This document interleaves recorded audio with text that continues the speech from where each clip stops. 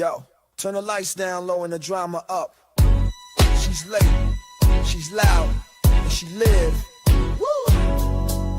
You already know who it is. Shades 2, baby. She back again.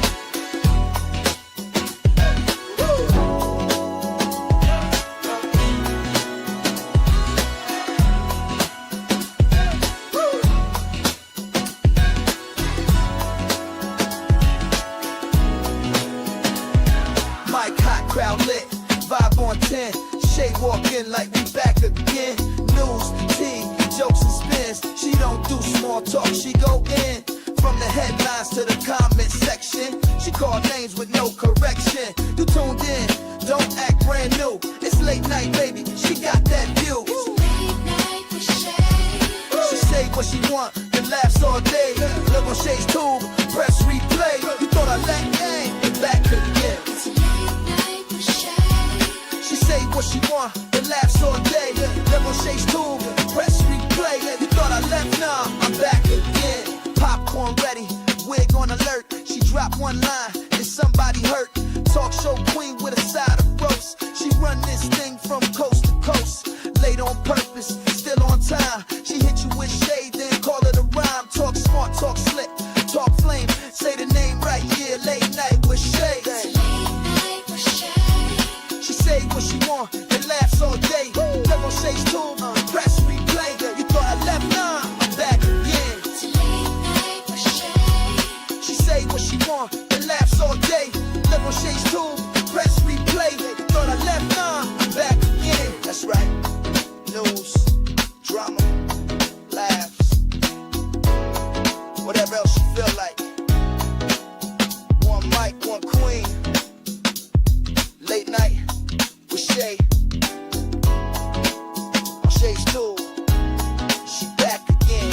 It's late night with Shay. Yeah, she say what she want and laughs all day. Live on Shay's tube, press replay. You thought I left, nah, I'm back again. It's late night with Shay. She say what she want and laughs all day.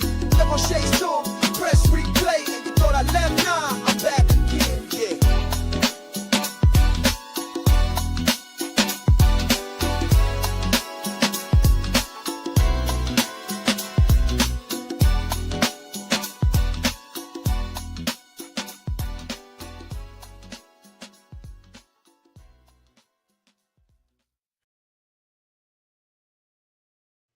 All right, you guys, welcome to Shades 2 Late Night Owls Talk Time.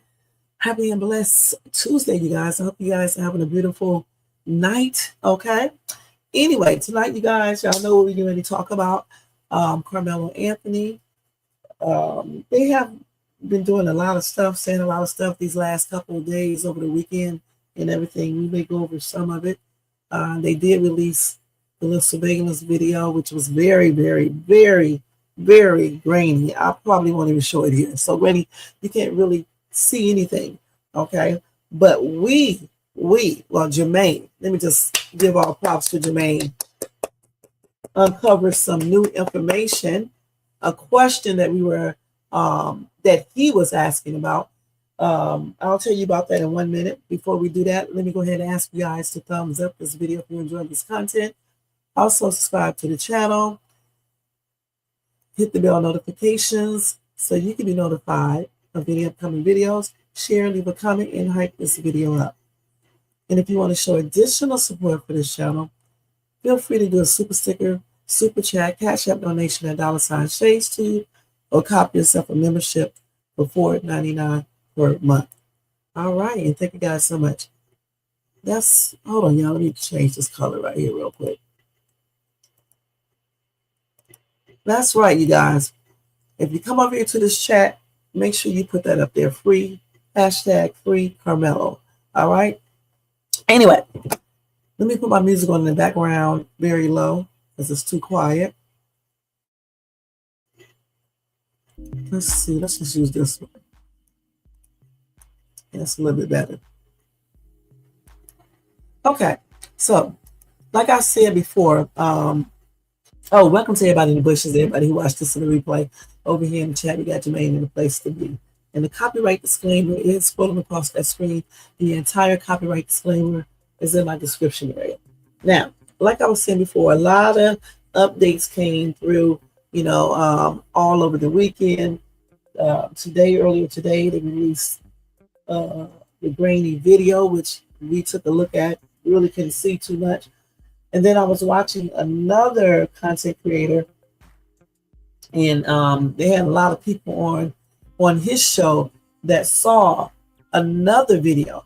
Now, Jermaine thinks it's the same video, and it's just that they either zoomed out or zoomed in to make the pixels, blurry so you can't see anything, or either they showed more of the video, and that's the video that other people may have witnessed or saw, and then when they got to the courtroom or whatever the case is, they show only a certain part of that video, but he thinks it's the same video, okay, period. And then they just altered it, by, either zooming in or zooming out to make the pixels be more, it'll cause it to be blurry or grainy, or however you want to say it. You really can't, see anything when you do those type of things when you dealing with photography and stuff.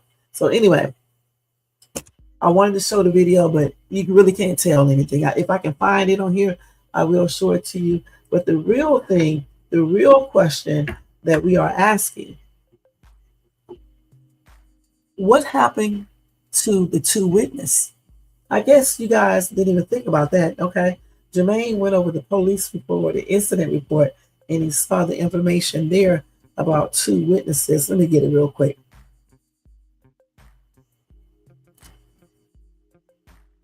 It says right here, I was also met by the following coaches who advised they witnessed the incident. You got Marco Gonzalez. He's the Centennial High School coach. He heard suspect confess to stabbing the victim. Distorted. Thank you, Jermaine. I was looking for that word. We got Vincent Cooper from Heritage High School. He's a coach there. He heard the suspect confess to stabbing the victim. Then you got these two women. Lakeisha Collin of Independence High School, and she is the coach there. She witnessed the incident. Then you have Mindy Yeatman from Independence High School, and she's also a coach, and she witnessed the incident. So, Lakeisha and Mindy, if they witness, when you say witness the incident, what exactly does that mean?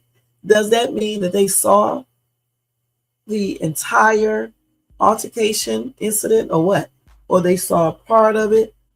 What exactly did they witness? And another thing, if they are witness, why didn't the defense attorney call Lakeisha and Mindy up on the stand for Karmelo defense? If they witnessed the incident, whatever information that they had or have could have helped Karmelo Anthony, right? So when Jermaine saw this in the report, he was like, Shay, what happened to the two women? I was like, what two women? Lakeisha and Mindy. They saw the incident. Why weren't they called to the stand? See, a lot of people are focusing on the judge, the DA, and everything else, but we need to look at the information right in front of us, okay? Because remember, our primary objective is to help Karmelo and find something in there that when he get that appeal, when he goes for that appeal, that he actually come out ahead, okay? So we want to know, why weren't these two women called to witness? And Jermaine said the same report distinguished between people who allegedly heard a confession and people who allegedly witnessed the incident. And that's why I read all that, because Marco, he only heard, okay, he heard, allegedly he heard Karmelo confess to the Abbey, which is not nothing new, because Karmelo said that he did it. Okay, why would he lie about it anyway? We already know he did it. And then you got Vincent, who just heard the suspect confessing to Abby Austin Metcalf. But according to this report right here, it says that Lakeisha and Mindy both witnessed the incident. So why weren't they called? Why didn't the defense call these two women to the stand? And also, if these two women witnessed the incident, why haven't they spoke out now? Or even if they didn't witness every single part of it, still, why haven't they spoken out about the situation? Because if everybody is so adamant that Karmelo just went on and just stabbed this kid and unalived him, why would they not? Why would they stop people from talking? Right, they already said they both are coaches.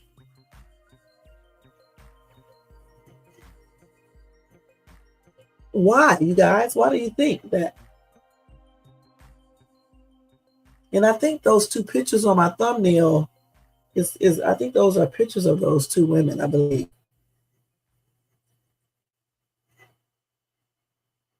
That is just, that to me, that is just very strange that these two women who they claim witnessed the incident, they did not say a word. And I haven't heard, I've been watching somewhat, not watching the whole videos, but I've been taking a look at a lot of people, content creators, videos regarding this incident. You know what I'm saying? And I haven't heard not one person mention these two women. You said just tune in. What is the source that two women were on the scene and saw the incident? Jermaine, put that into the chat, please.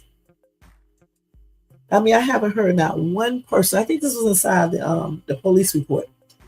But I haven't heard not one content creator. See, like I said, we have to look at stuff that may be right there in front of us.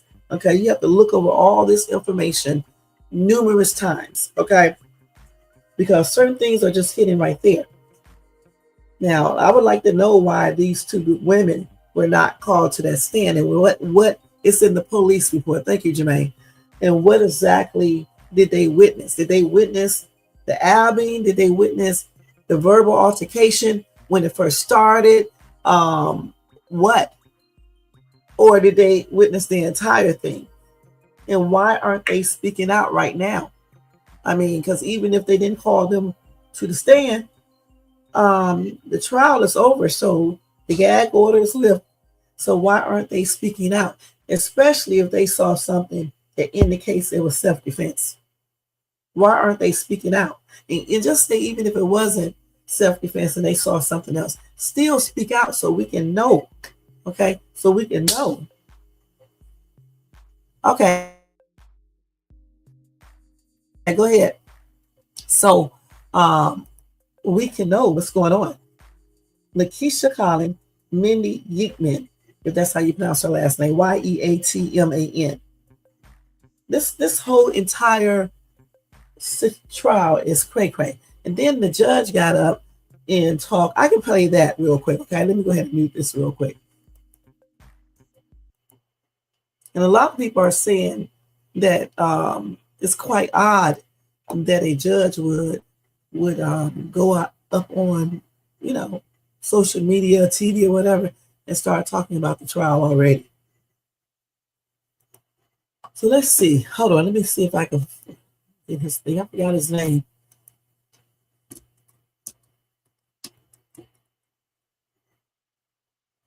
Like this.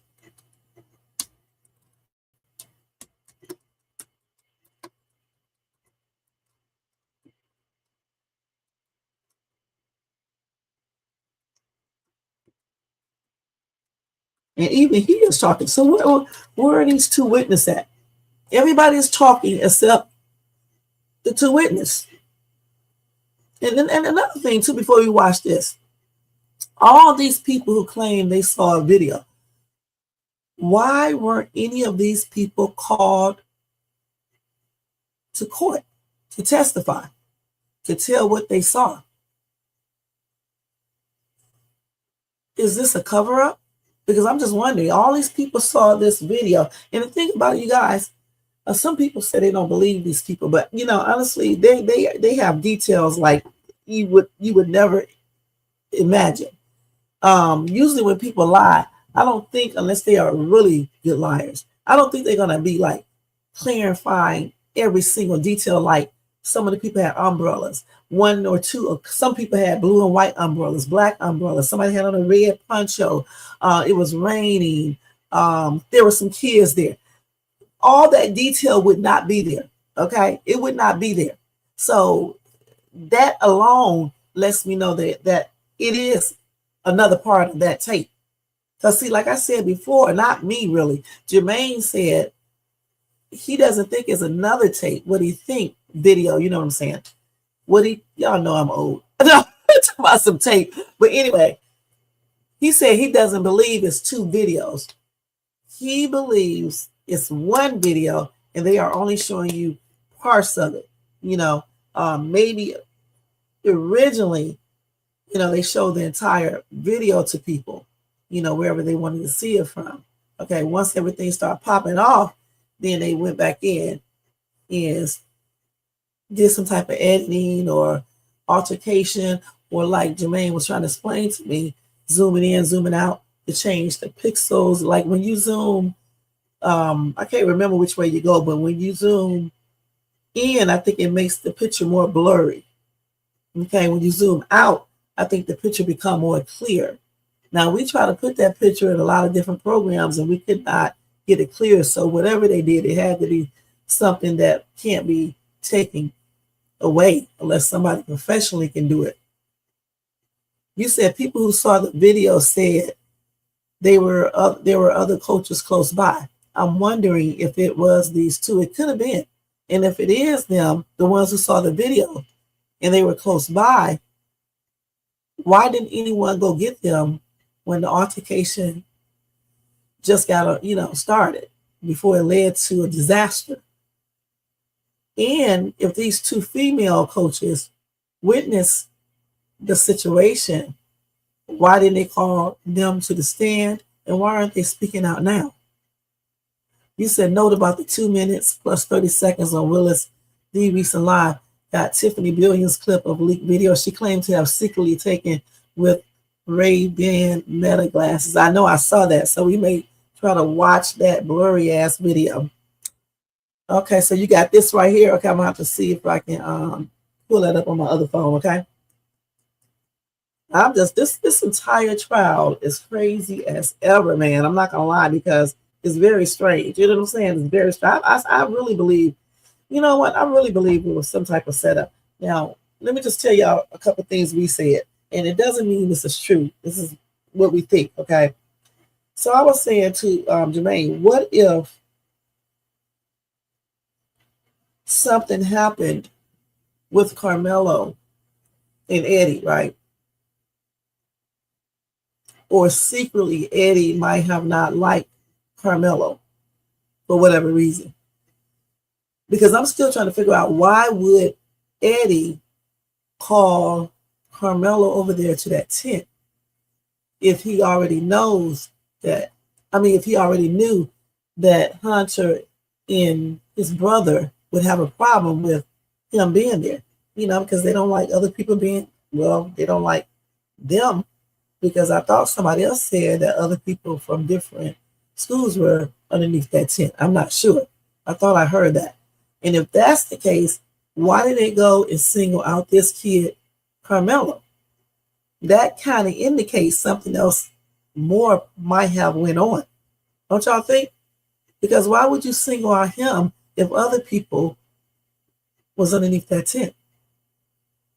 And then also, why didn't Eddie tell these two dudes, hey, he cool, man. He's cool. He's my friend. He's cool. Or my associate, or my bruh, or whatever. Why come he didn't say that? to stop anything from popping off. It's all weird because remember this, Eddie said that he didn't really know Karmelo at first, right? Until they brought out information that proves otherwise. All right. So he did know him. So since he knew him, they hung out together, went to a party. Well, they had a party. I think it's mom's party or something like that, a birthday party. And Karmelo was there. They was there. They were also hanging out together 10 days or some days before the altercation took place, allegedly. So why would Eddie not intervene when Austin and his brother Hunter came over there and started asking, who are you? What school do you go to? You would think that Eddie would get up and be like, oh no, y'all, this is my bro. He cool. So that's why I was like, maybe this was a setup of some sort. See, we thinking it was just a setup in a courtroom. What if the setup started way before the courtroom, right? And they were just going to jump him and beat him up. They didn't expect for him to have, that in his bag and everything else to pop off. So when that popped off, everybody panicked, right? And then, of course, the grown-ups started taking over. Okay? You said the other two coaches were witnesses, but not these two ladies. But so you just found it out? Because in that thing, it says witness. Okay, what other two coaches were witnesses? Because in the police report that you just sent me, it says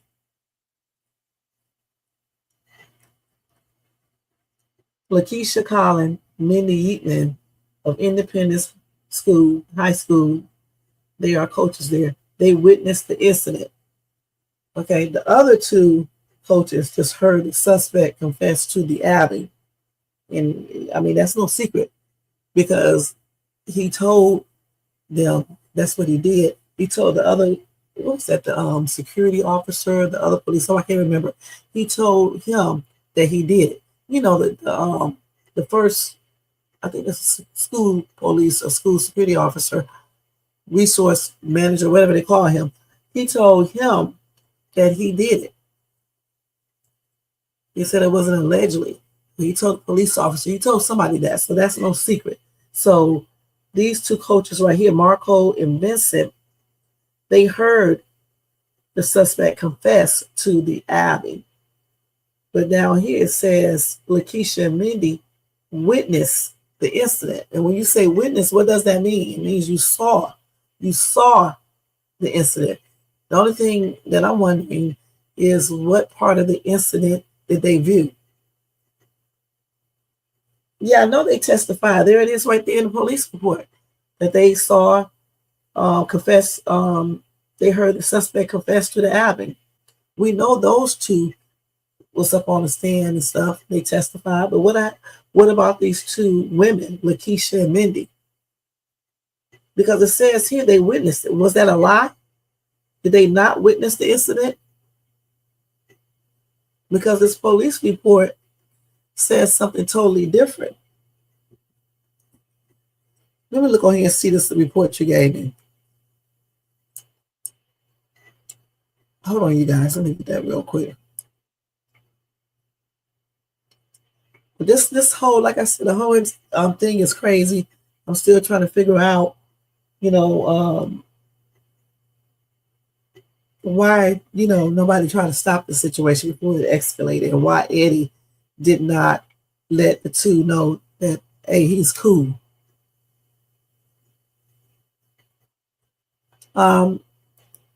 Jermaine, West Seal TV is talking to you. Let me go ahead and look at this police thing real quick, guys. Hold on for a second.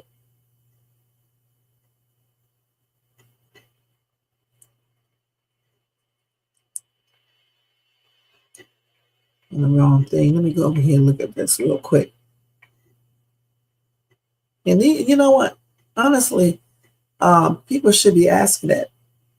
And I haven't really seen too many people talk about, when he was called to the tent, why did hear one other person say, why didn't Eddie stop the whole thing and let them know he's cool.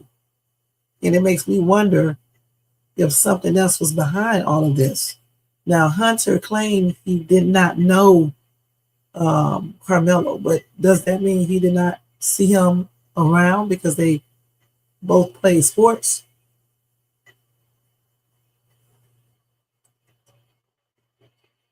You said it's on page 7. Okay.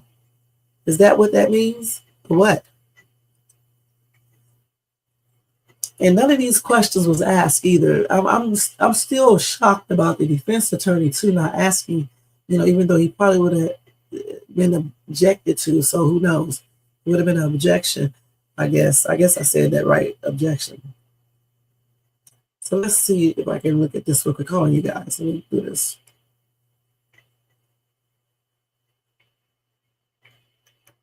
And I also want to play that video where that lady was talking about what she witnessed. There was another lady who was saying something totally different. Hopefully I can find that and play that too. That may be the video I got right there saved for you guys. These people come up with all this stuff, and I want to know why come these people didn't say nothing before. That's weird. Okay, let me see what Fox News was saying just sent me. Hold on, you guys. This is the police report right here. Boy, this is a long thing. And when this happened, you guys, right here on Shades Tube, I went over this entire police report, okay, when it first happened. So we didn't just start covering this. We've been covering this ever since last April when it happened.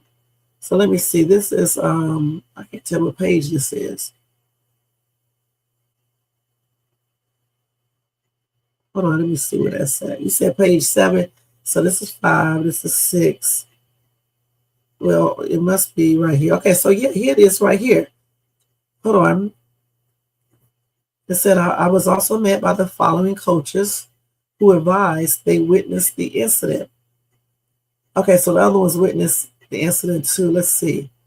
Marco Gonzalez heard suspect confess to Abby, the victim. Vincent heard suspect confess to Abby, the victim. Lakeisha and Mindy witnessed the incident. So listen, why do they have, okay, if Marco and Vincent, if they would have witnessed the entire incident along with her, don't you think they would have witnessed the incident in her suspect confess? But they don't have it like that. They got Marco and Vincent, her suspect confess to Abby, but then they got Lakeisha and Mindy witness the incident.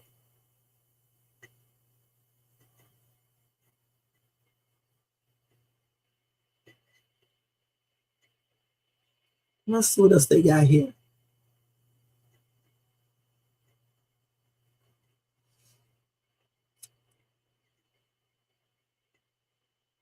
Hearing a suspect confess to Abby, the victim, and witnessing the incident is two different things. At least that's what I think it is.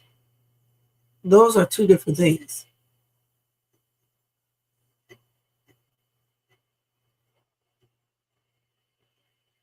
So I still want to know why come those two women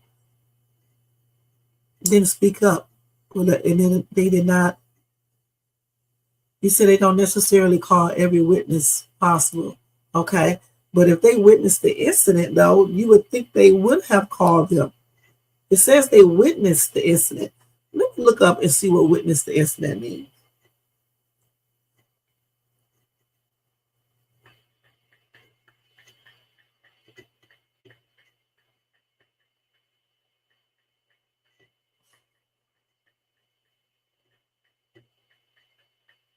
So let's see what that means.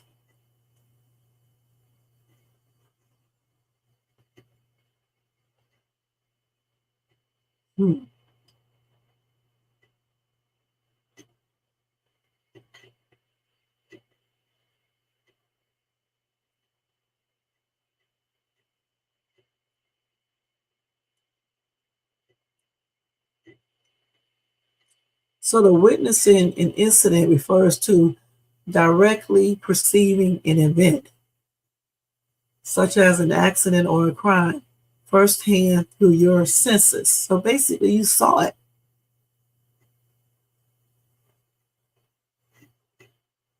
But the thing is, why didn't they call those two women to the stand if they witnessed the incident, unless they just only witnessed a certain part of the incident? But still, even if they did witness a certain part, don't y'all think that could have still either helped the defense or either helped prosecution, depending on what they saw, what they witnessed? It's just pretty strange how no one saw too much of anything, and no type of video recordings or anything. And then that's nothing to Eddie said, allegedly, that he pretended to be recording. Why would you pretend to record? Usually, when kids get into physical altercations, they don't pretend to record. They record for real, because you know why?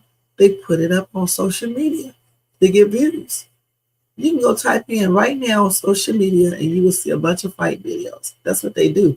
I have never heard of anyone, any kid, pretending to record an altercation. Let's see.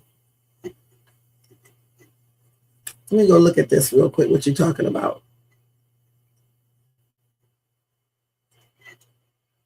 Yeah, right here, they do got call in without the S. Let me look on the other thing.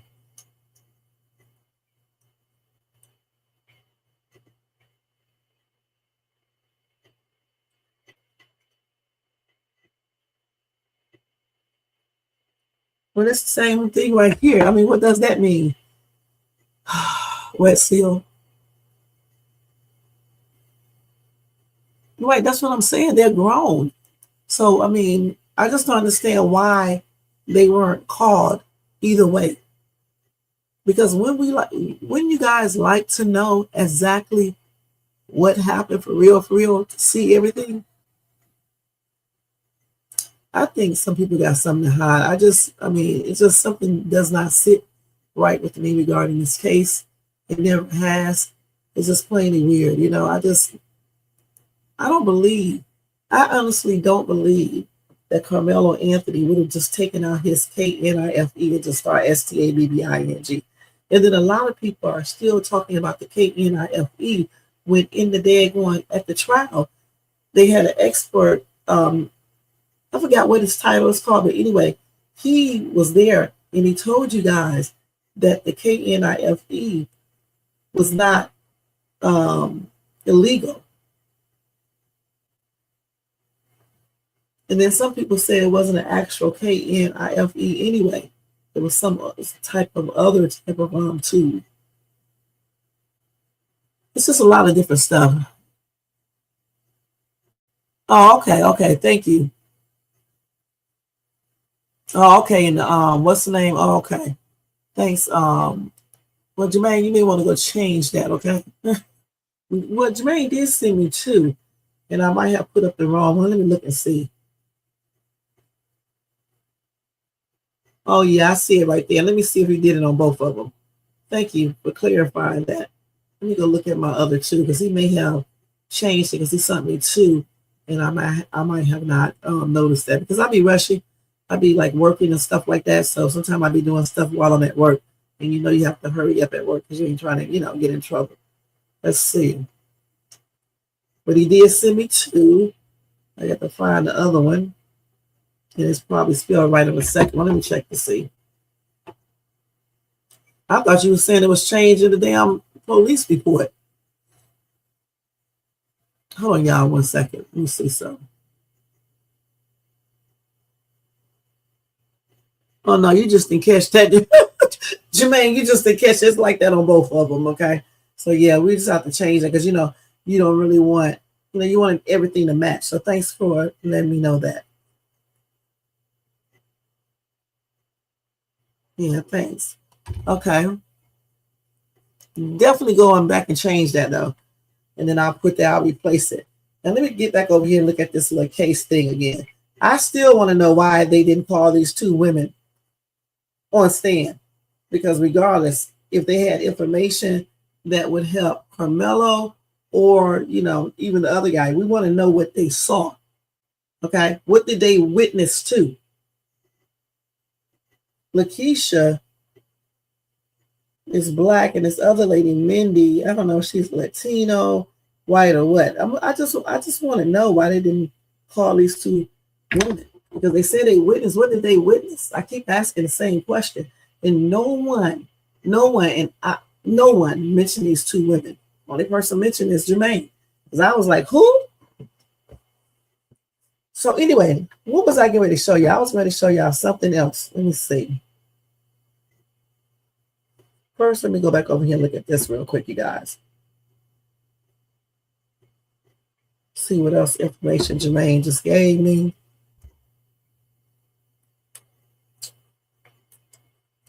Hold on, let me see.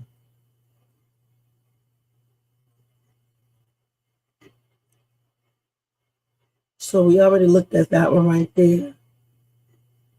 I think that's it right there. Just making sure. Okay, so let's go over here and look at this other video real quick. See what this last. I think this is the one with the old elderly lady. Let's see. See what she was saying. All these people saw this video, and not one person was on that stand talking about that video that they didn't even release. And that would have probably been grounds for maybe a mistrial, maybe. Who knows? Okay, let's go to this older woman here. Let's see. Hopefully I didn't get off her. The elderly lady. Let's see.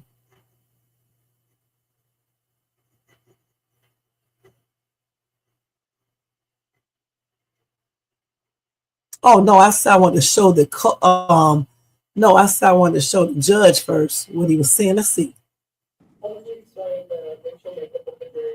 So low. Hold on, let me turn this up. Well, I've heard a lot that said there were no blacks on the jury, and I believe that fact is true.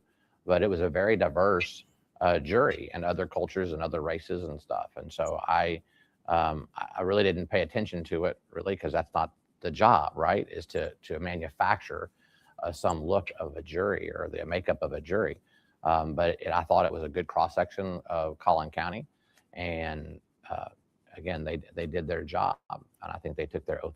The thing about it, though, I mean, yeah, I understand what you're saying, but you would think that you would still want at least one black person on the jury. And then the thing about it is that the two or three black people that he could have put on the jury, he did not. He eliminated them. Okay. And why? He says because of them possibly being biased.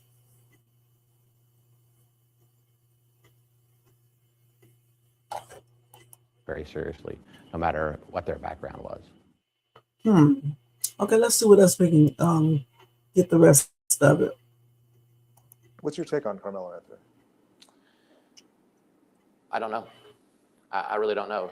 You've had a lot of defendants in your courtroom. I have had a lot of defendants in my courtroom, and I talked to Mr. Anthony a couple of times because I'm legally required to go over some things with him.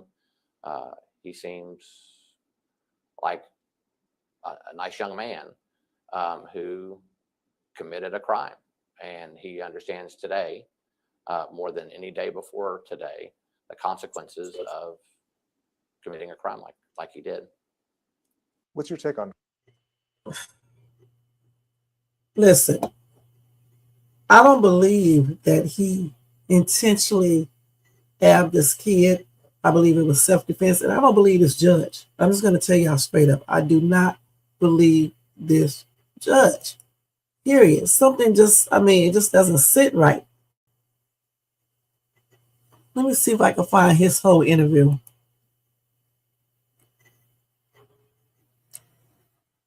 Hold on, y'all.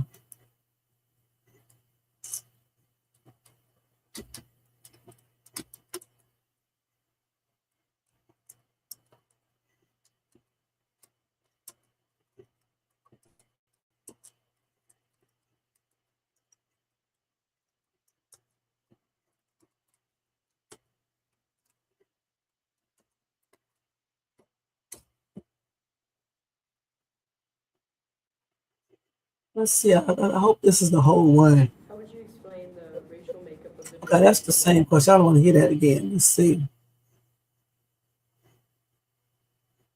I think we What's your just take on Karmelo Anthony? somebody he's a nice young man. He couldn't have been too nice for him to quickly, do everything. I mean, this whole trial was like so damn super fast. It's plainly ridiculous. And like people were saying in the comment areas, this is the quickest they ever seen a judge talk about a case. They've never seen this before. I'm an elected official, so I have a Facebook page and stuff. Do I look at it? Do I monitor it? Do I let it impact me? None, not at all. So I have to ask, So do you have a personal? let me read these comments up here. You said since these two women were probably not under the tent with the team, they could have been not as close as other witnesses and had more vague accounts. Okay. The jurors in the whole courtroom saw the video. Random people who saw the video by way of FOA would not be part of the trial. Okay. Black jury candidates said have a hard time putting a brother in jail, considered bias. Okay. Actually, they said that he looked like a kid. And that's nothing to listen. When y'all be getting ready to go up to juries and stuff, and it's a black person. I don't know if they tell you, I can't remember because I was on a jury thing. I got chose 3 times, alternate. They do tell you about the trial and everything, okay? So the thing is, you can't be saying any old thing because we need to have people of color up on that jury. So you can't be saying any old thing and weird stuff because then they won't choose you. Let's go back and finish watching him real quick. Relationship with the Metcalfs? I wouldn't know, Mr. A Metcalf. lot of people are saying they don't believe him. I don't believe him either. Okay, this judge, they had him all in the what's name talking about some stuff he's going through. I don't like doing all that on my channel and stuff, but they talked about him, something with ethnics or something like that. So, I mean, I can't believe everything he's saying. Yeah, prior to this trial, if you walked up to me and said hello, I don't know the Metcalfs. I sympathize with the Metcalfs and what they've been through and all, but I don't know them personally. Never have. So these AI images emerging of you and them at a party or drinking together, all Never of that. happened. And that's the problem with social media, isn't it? You can't tell what's true and what's not true. So where does this judge live? Okay, Frisco is not that big, okay? You guys, I used to live in DFW too, in Keller, Texas. Frisco is not that big, okay? And even if he does not know the Metcalfs, I'm wondering if he knows anyone that knows the Metcalfs, okay? And what about the first prison they were trying to send him to? Allegedly,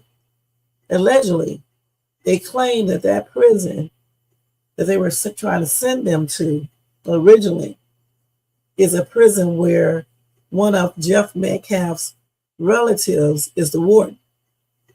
Okay, so why would they even contemplate on doing that?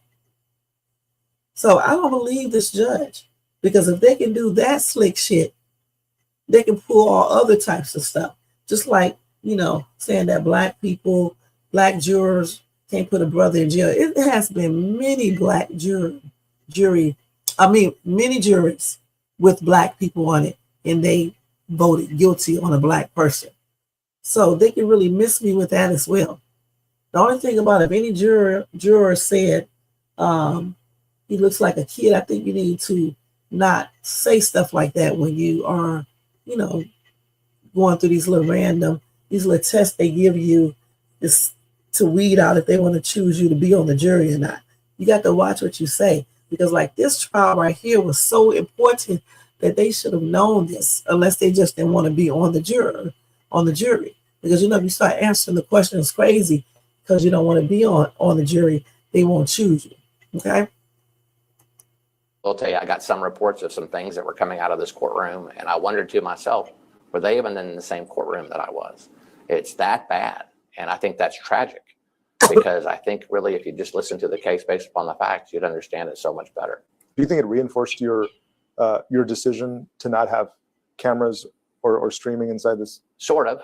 I will tell you this. Sometimes I think maybe I should have at least the audio streamed or something so people could hear it. But at the end of the day, I don't think, no matter what, people are going to distort whatever happens or whatever they hear into their own agenda. And so what's the point? And again, that noise affects people, affects the fairness of the trial, the safety of the witnesses, the safety of the jury. And those are my primary concerns, not what social media says. It's not my duty. I don't think it's my job to feed social media or the media stuff. I certainly understand the role that media plays in a case like this, but I'm not here to feed it.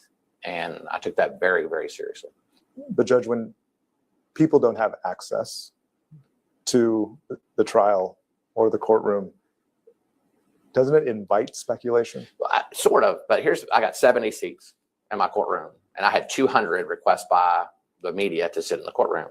So let's say if I just entertain the press, then I have nobody from the public watching what's going on in their county. And so I had to do a balance between the media's right to know and to be able to report what's going on, because I think that's extraordinarily important. I think it's important that the general public had access to the courtroom and to see what was going on. And so I tried to balance all those things with the primary, again, purpose of having a fair trial. And I think I struck that balance pretty well. But the media's right to know is the public's right to know, is the public's access. We are the extension of that public. I think I'm an elected official, so I have a Facebook page and stuff. Do I look at it? Do I monitor it? Let's see what they say. Black America. No, we don't want to hear no music. I don't know why people have to play music all the time. Let me see if this is the rest. The decision to not have cameras. I'm an elected official, so I have a Facebook page and stuff. Oh, yeah, that's that part. We already saw that.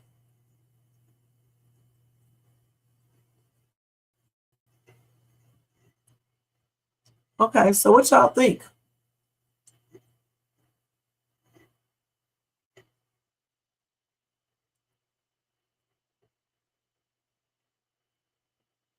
And he says the trial was fair. I don't see it as being fair at all. I just no. You said we don't know if their acts are obeyed or not. That's the problem. They might be able to add some clarity to whether Karmelo was jumped. That's something that can be observed without being under the tent, right? In regards to the two female coaches, if they said, for me, when you say you witnessed the incident, to me, that indicates that you witnessed some part of it, if not all of it. Okay. And even if they just witnessed a very minute part of it, I'm still trying to figure out why they weren't called to testify, whether it be for Karmelo or for Austin. It's just weird because you, in a very important trial like this, you just want to do everything that you can do. You know, if I was a defense attorney, my primary job would be to do everything that I can do to represent my client and to show the jury and the judge that, and you guys, my client is innocent or my client committed self-defense. So therefore, I'm going to gather up all the people who saw this and put them on the stand. I don't know why everybody's going after the judge and stuff. I just really don't know. You need to look at everything with the police report, the incident reports, all of that stuff. The people they called up, trying to figure out the rest of the video. You know what I'm saying? You know, if somebody actually recorded on their cell phones, you know, you need to encourage them to submit it, because I just know everybody just can throw away, you know, do away with the video. And I don't believe that no kid out there recorded. Not one kid recorded any part of this. Because let me tell you something, even if you didn't get all of the the video, even if you get the audio, what's going on, you can pretty much figure out what went on just by listening to voices. Okay? Now, one of the person who claimed they saw another video, they said that you can see movements of the hands and all that other stuff in the video until that they were hitting Karmelo Anthony. And that's nothing to, I don't know, a lot of people say these people are lying. I don't know why anyone would lie like that in this type of case. And then this young man is incarcerated. Another young man lost his life. I don't know why anybody would lie like that in regards to this. You said arrest report page 2KA. He put hands on me. I told him not to. That does not fit with being jumped by multiple people. And the defense lawyers and family did not say he was jumped by multiple people. The defense lawyer is it? I don't even want to say. Like I said before, I don't want to say certain things on my channel, but again, we think this stuff. Listen, it just wasn't fair. So you just never know what was going on with all these people. Period. Let's keep it like that. He put hands on me. I told him not to. They can fit with being jumped because if somebody is trying to, okay, so say you at you were at the stadium, and he comes up to you, and he be like, "Who are you? What's your name?" And you be like, "Don't worry about what my name is. I'm nobody. You know, just leave me alone." And then the person continues on talking to you and stuff. And depending on what that person is saying to you, okay, you could have told him, you know, warn him, don't do certain things to me or else. Okay. So then the other person could be like touching you or say I'm gonna hit you or whatever the case is, or he could have touched you. Okay. So when Karmelo said he put hands on me, I told him not to. He warned him probably because Hunter or Austin or maybe both told him, could have told him, we're going to beat your ass or we're going to F you up. And that could be a reason why he said, I told him not to don't put his hands on me. So it could fit in with jump. Okay. I know his defense lawyer didn't say crap. Really. I mean, no objections, maybe one, and that's to the jury things. But I mean, I didn't read much of anything that he really did. Because again, I would have thought he would have had a bunch of people, up there on that stand asking them what did they see. And I just cannot believe nobody recorded anything. I know kids, they usually record stuff. I got kids myself. You mean to tell me not one person record anything regarding that? You mean to tell me, see, I don't believe them, because you mean to tell me that when Hunter came over there and confronted Karmelo, you mean to tell me him and his brother and Eddie are the only three that was out there watching all of this, right? And even when they started getting into the argument, no other kids ran over there to see what was going on. Because we know good and damn well, anytime a fight is about to go down, everybody runs over there, even grown-ups do this.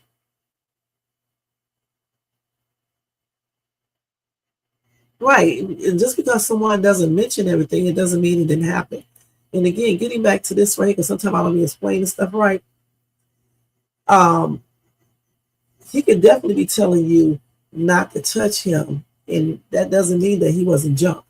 Okay, because like I just said, if some chick came up to me and I'm sitting out here chilling with my girlfriend, let me say it like if it was me, right? And the girl called me over there to the tent and we talking. Then all of a sudden, this chick walk up to me to my, who are you? What school you go to? And I'm like, don't worry about who I am. Okay, why? Because for one reason, why are you asking me? Because this dude right here invited me over here, or this girl right here invited me over here. We chilling. Okay, so then it depends on, maybe the girl said to me next, well, you don't supposed to be here. And then I'll say to her, well, I'm here. I'm here. And then the girl be like, well, you gonna get up and leave, or I'll make you leave.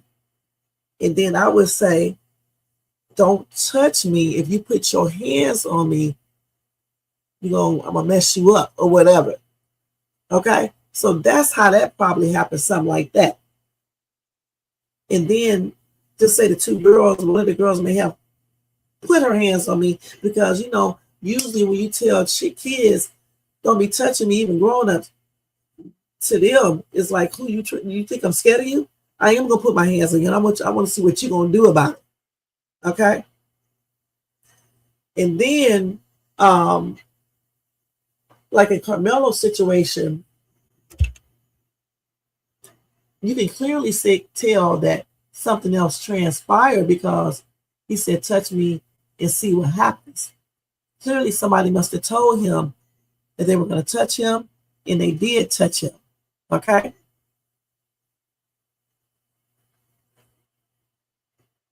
Oh, okay. You said the family is doing interviews. They are not saying we told our lawyer, and Karmelo told him to say he was jumped by multiple people, but he was incompetent and failed to do so. Okay, let's see. We told our lawyer, and Karmelo told him to say he was jumped by multiple. Who told what? Oh, well, Karmelo family hasn't really talked about that, the incident, like detail by detail what happened.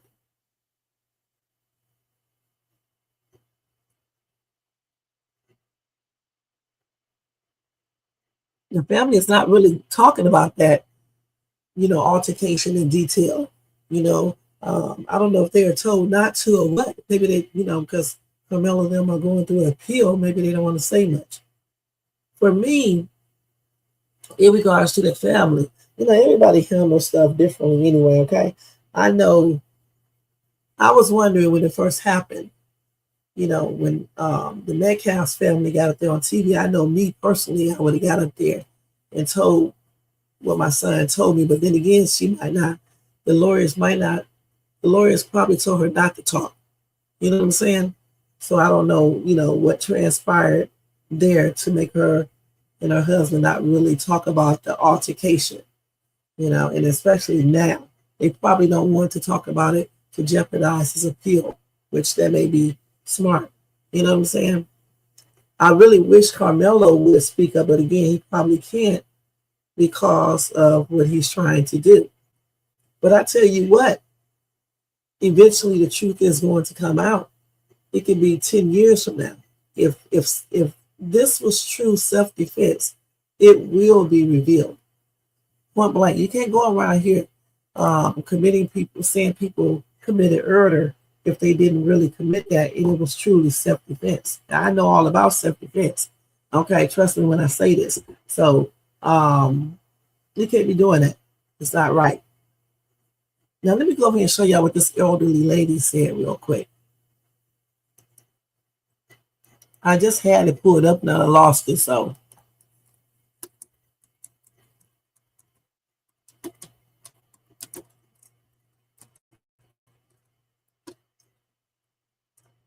She saw.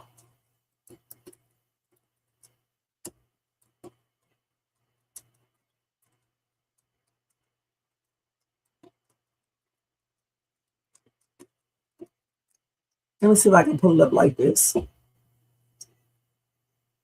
So this is the elderly white lady. This may be her right here. Let's see. He never killed that child. He failed. Yes. He fell on him. And the knife he had the knife in his hand. Well, it wasn't a knife. What was it? It was a tool that they tighten up their track cleats with. Oh, is that what it was? Yeah, so he never bought a knife. Yeah. So that came out in the courtroom yesterday. That It never was a knife. You don't want to sit down? Richard, can I get my phone? Yes. Yeah, I don't want you to fall. Well, I'm not going to fall. I'm standing. I'm not going to fall. I'm not moving. I've got my legs wrong. You say my legs still. Say my legs My legs are, well, they don't. But if I can sit down, I'll be happy. Yes. But anyhow, that's what I'm here for. And I was hoping the card is not out yet. Right. You're probably going to get out around 6 o'clock. That's what I thought. That's what they said. And we've got another hour. And I just want to, I'm not going to. What's your name? Kathy Taylor. Thank y'all so much. And sir, thank you so much. Very much so. We thank y'all for standing and just. Thank you. This woman, she said she saw the video in the courtroom. She said she was in the courtroom when they played the video. She said the footage allegedly showed a physical altercation involving multiple people, and she claims the events may not have unfolded the way people initially believed. That's crazy. I need to look at her full video. Let me see, without the damn music playing in the background, without people talking. Let me see. What is that lady's name?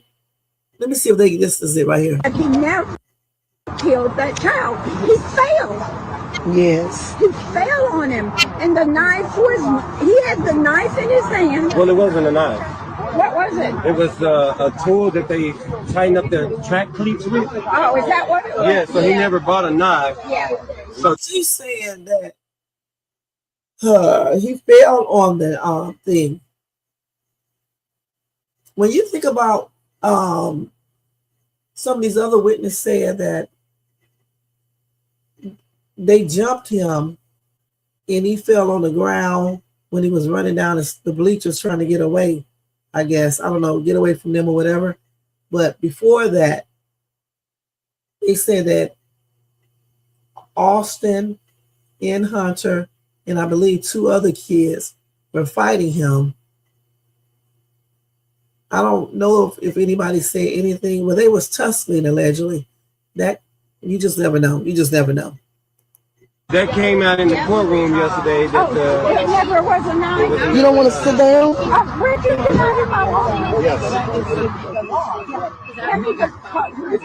Yeah, because I don't want you to fall. Well, I'm not going to fall. I'm standing. I'm not going to fall. I'm not moving. I've got no legs up. You say my legs still. Say my Okay. legs. Thomas said that we need to see the coroner report.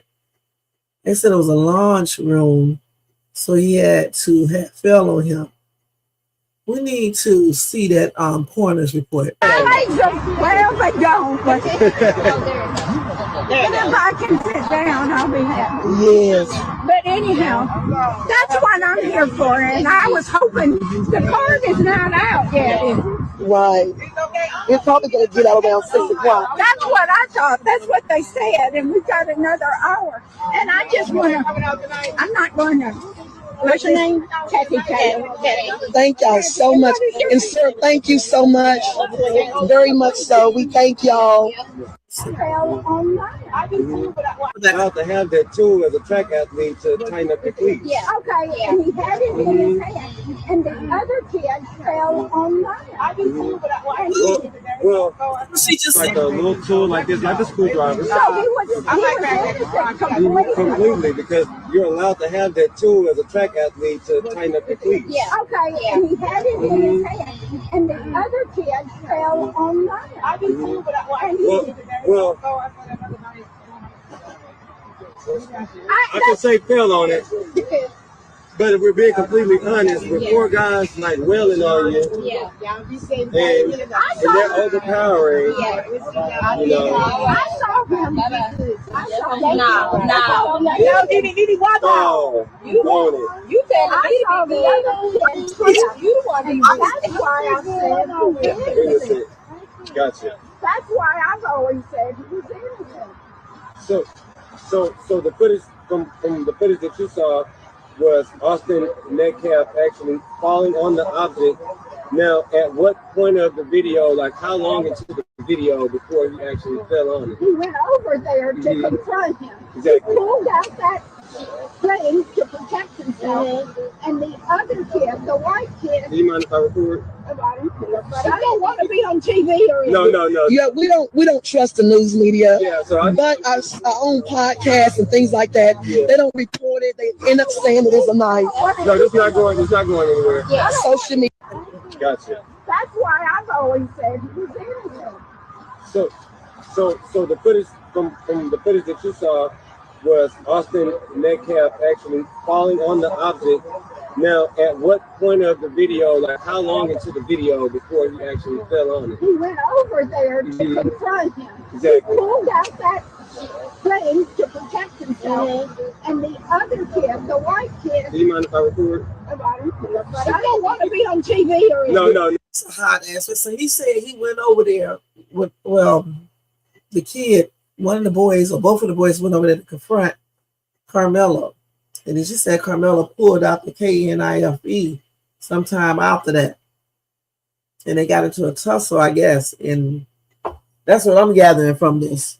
That's a damn, this is new stuff every time I look around. Let me see what y'all said in the comment section. Damn. You think it's...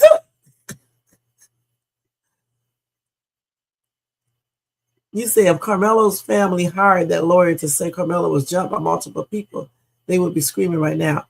Our son was jumped by multiple people. It's just not plausible. This be held back. Okay. You say this lady is drunk. In the courtroom, Jermaine, she's not. She said she was in the courtroom. They wouldn't let her in the courtroom if she was drunk. She may be just old. You said it was a knife. It was never described as a tool. She says that it was a knife. Okay, she said it's a knife. They said it was a tool. So a whole courtroom, Nick at Night, and the Black Court TV reporter talked about the video, said nothing about falling on the knife. But this one white woman saw it. Right. I don't know. This is just weird. But the way I'm going to be perfectly honest, the way she's describing it, she just said that the white kid came over to Karmelo, if I heard this right? And the other one did too. Karmelo took his out of his bag, and the white kid, and they must have got into a tussle and fell on the thing, on the you know what. But the thing about it, I don't even know if this would actually help Karmelo because she said, it sounds like she said that Karmelo took the KNIFE out as they was walking over there to defend himself, she said. But you're not supposed to take that out that quickly. You have to take out weapons when you really feel like your life is in jeopardy. And it depends on what was being said too. So I don't know, like I said before, this is weird. But it was interesting listening to her story. Let me see about this other video real quick. This other dude. Let me see what he's saying about the elderly white woman. Hold on. Secret Service Sam here, and you must see this video of this elderly white woman who was outside the court building who claims that she was inside the court building and saw the video. And I wish it was some way we would know who was actually inside. But why would this white lady be up? This old white lady would be up here lying. I don't, and that's another thing too. The way she described it, I mean, would that really help Karmelo? Because it sounded like she was saying that, like I said before, when Austin came over there, Hunter, I don't know which one or both, she said that he took out the KNIFE, as they was walking over there. So, I mean, I don't know how that would be. Why would she lie and say that if she was just trying to lie? Why would she say it like that? Maybe if she did see the video, you know how when people get really old, they be thinking they see certain things and they see it different sometimes. Maybe she just, I don't know. I can't explain it. Let's listen to this again. he has something much different to report than what we're hearing. Never killed that child. He fell. Yes. He fell on him. It was the cleat. And he had that in his hand. Yeah, the tool is like a little tool like this, like a screwdriver. So he was innocent Completely, because you're allowed to have that tool as a track athlete to tighten up your cleats. Yeah. Okay. And he had it in his hand. and the other kid fell on land. You know, I saw him. I saw him. No, Didi, why not? oh, You said I saw the other kid trip. you the one And that's why I said he's innocent. innocent. Gotcha. That's why I've always said he's innocent. So, Now, people have brought up the fact is, what does this elderly white woman have to gain by lying about this, right? She says she was inside the courtroom. We need to verify that. Also, my question, why did Karmelo never take the stand in his own defense? Like, what was this defense team doing? What was Mike Howard and Toby Shook really I'm going to say she's absolutely a plant. You don't know. doing to help Karmelo get off? A lot of this. Why were the black jurors waived? Why is there no transcript? Why are the only witnesses members of the track team? It's just, this is not adding up. There wasn't a single person who admitted that And I say the same thing. Let me stop that real quick. I say the same thing. I mean, it's just, listen, forget the white woman, forget all this you don't trust. The thing is this right here. The whole thing is this right here. Just like he said, no transcript. Let's see who this is. I don't see. I mean, that security guard through here checking everything. No transcript, okay? No transcript.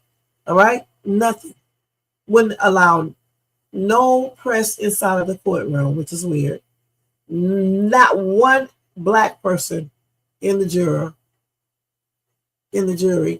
What else? No real witnesses for defense.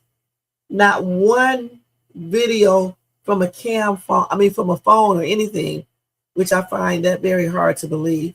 Okay, because we all know that kids record fights.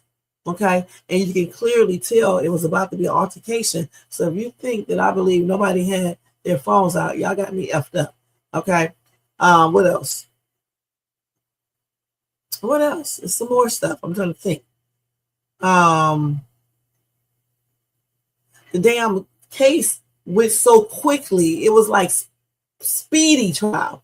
Let's keep it real. Speedy trial. It did not take the jury that long to talk about the case and to decide if he's really guilty or not or anything. Karmelo did not speak at all. Okay. No character witnesses were called. The defense attorney did not mention nothing about, the things that Karmelo have done good in his life, like saving the child's life, when he was younger, him working 2 jobs, all the other stuff he has done. He's never been in trouble before, 8 student 3.7 grade point average or either 3.8. None of this stuff was mentioned. Because listen, when you're defending someone, you want to present this person you want to let the jury know everything positive about this person. So when they look at this person, they just don't see a murderer. They want to see him, in other ways too. You see what I'm saying? All they heard about this young man was that he purposely stabbed Austin Metcalf. And all they did was tap him on the shoulder. If you guys think I believe that, y'all got me effed up too. Because I don't believe that. All right. I have taught kids. I have kids myself. Okay. I don't believe that at all. You have to show me a video where he just went over there and tapped him and this kid just took out just started at him. I don't believe that.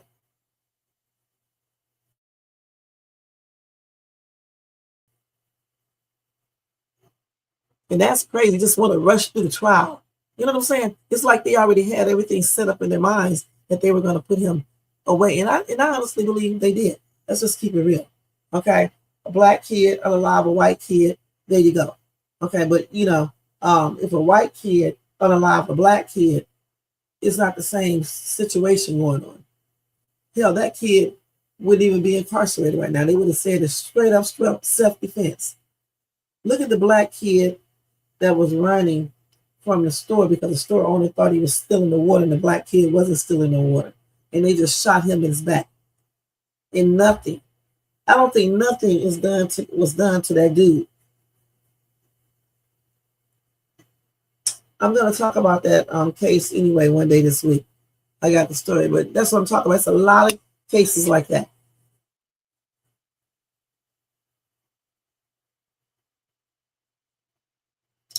Yeah, I know, but I'm pretty sure more than one person saw that. I don't believe just one person saw enough to, help Carmelo. I just don't believe that. No one can convince me out of all those kids that saw this. No one took out a camera. I mean, not a camera, but didn't take out their phones or anything to record. I don't believe that. As far as this other video, all these people are talking about, Jermaine thinks there's no other video. He thinks it's just that one.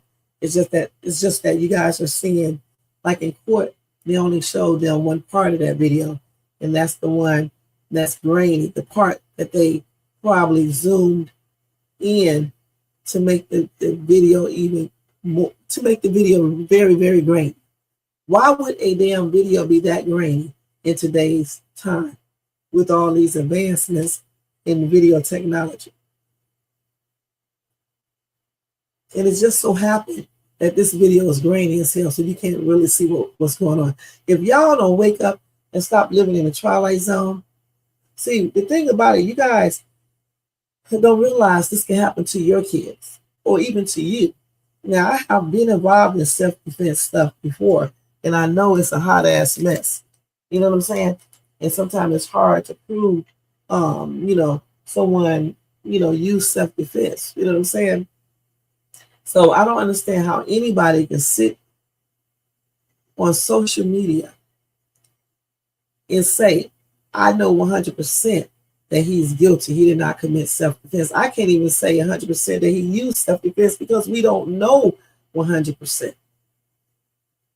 Give me the shit about the evidence they had, because everything they had came from everybody who was friends with Austin Metcalf. And I'm still, for the life of me, I'm still trying to figure out why the defense attorney did not call more witnesses, even character witnesses, all type of witnesses to help the case for Karmelo. And if these people, all these people who claim they saw a video, and let me tell y'all something, these people have been claiming to see a video way before this trial started, okay? So there is no excuse for the defense attorney to not check that out and have these, if he believed these people, have them speak on the stand. Now, they could have checked them out and then just did not believe them. I don't know. Because these people, some of these people have not just, listen,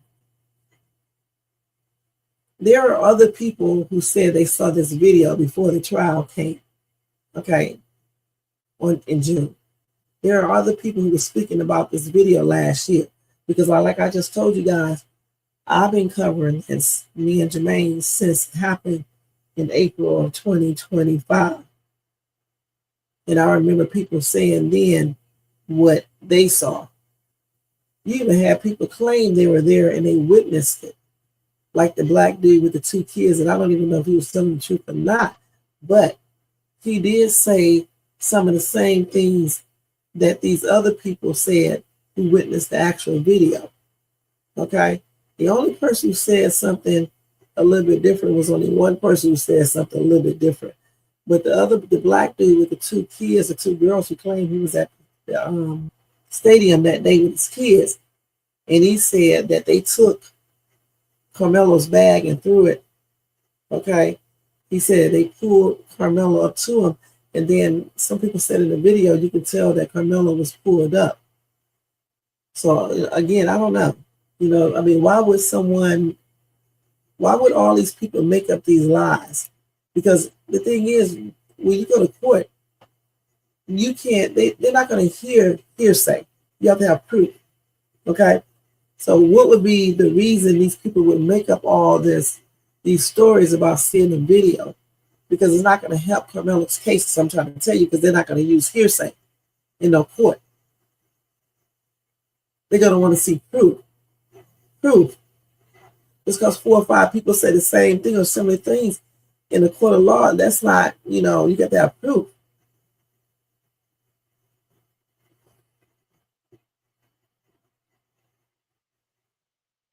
You said they did not take out their phones because it sounded like common trash talk back and forth.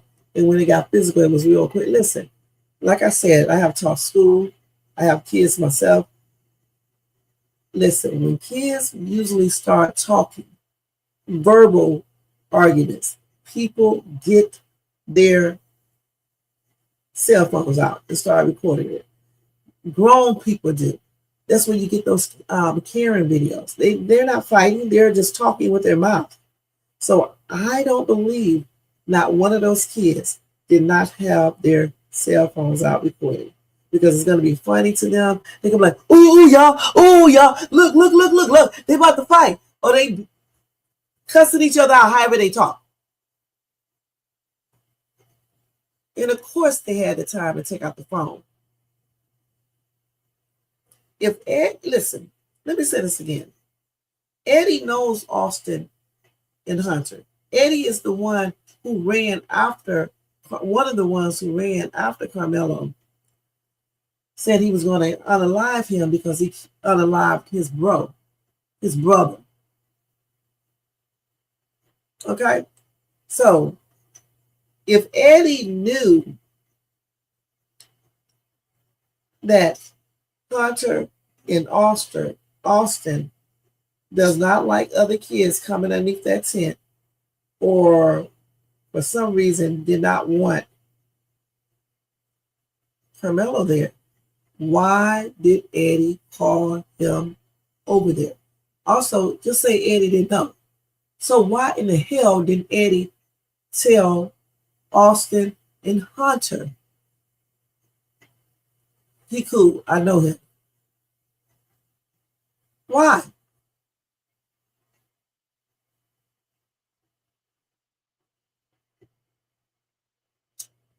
Listen. Thank you, Jermaine. Thank you. Just like Jermaine said, it was a rain delay. So somebody else said that the kids were talking, other kids were under that tent, or in other people's tent, or whatever the case is, they were all talking, mingling with each other. If you think that, I believe, if they were on a delay, no one went in there mad and got their phone. You got me messed up. And then they say that Eddie had his phone and pretended to be recording the altercation, but he really wasn't. Then they said that, Jermaine. And I want to go online and let's look at a couple track meets real quick. Let's see what we can see. Let's see. Hold on.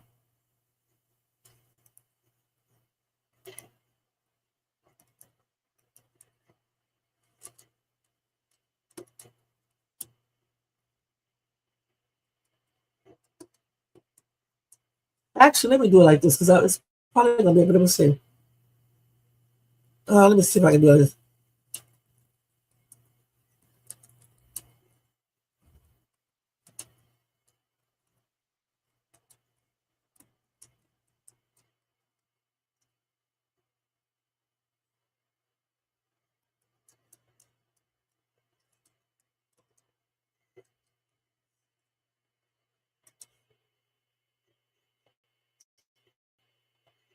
See if we can find anything like that out.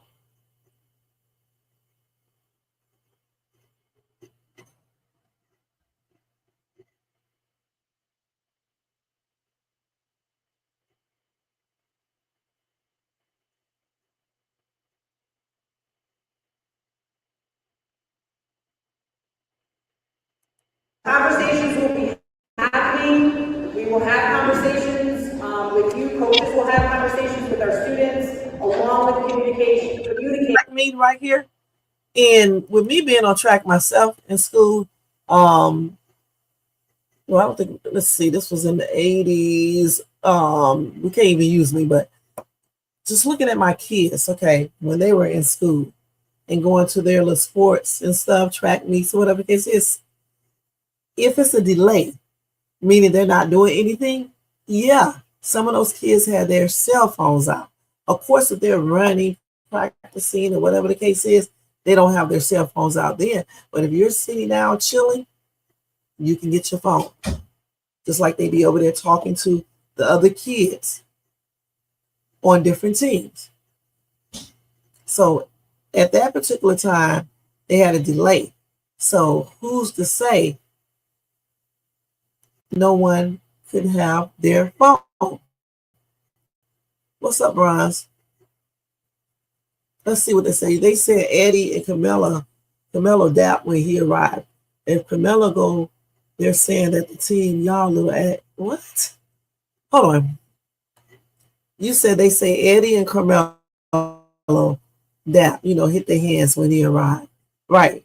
If Karmelo go, they're saying that the team, y'all is ass. Okay, y'all saying that Karmelo told him y'all team is ass. Eddie may have got pissed off also and thought Karmelo was trying to start some necessary beef. Because listen, let's keep it real. I don't know what are y'all saying.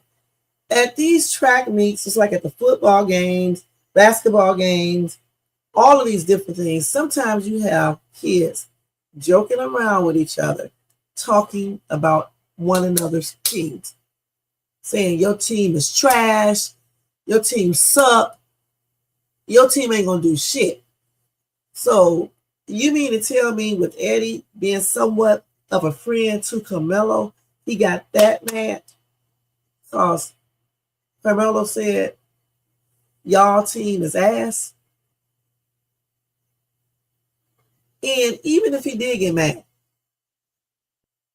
you're saying that Karmelo provoked him because he said that when people say that all the time about other teams?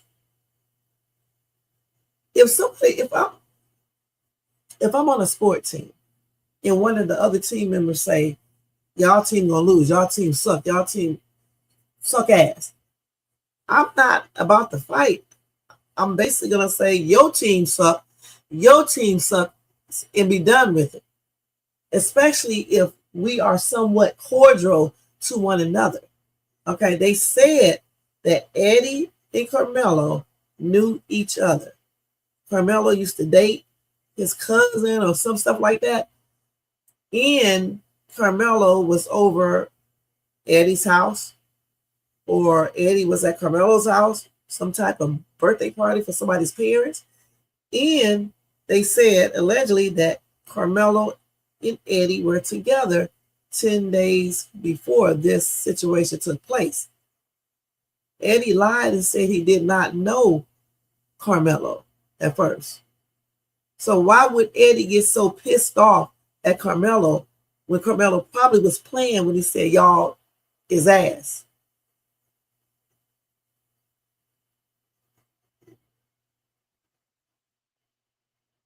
And that's right, even if he did get mad, but since Eddie knew Karmelo, he could have said, yo, man, it ain't, he cool. He like to talk shit. They're not little 14-year-olds. They were 17, right?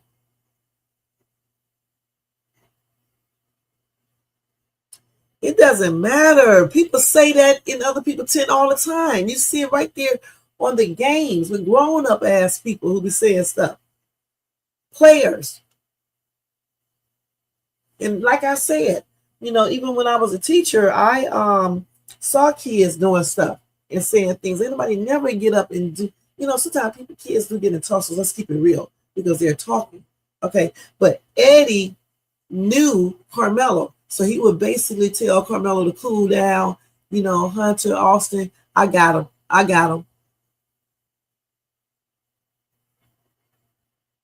He sure does. Somebody did make him lie. He said he didn't know Karmelo at first.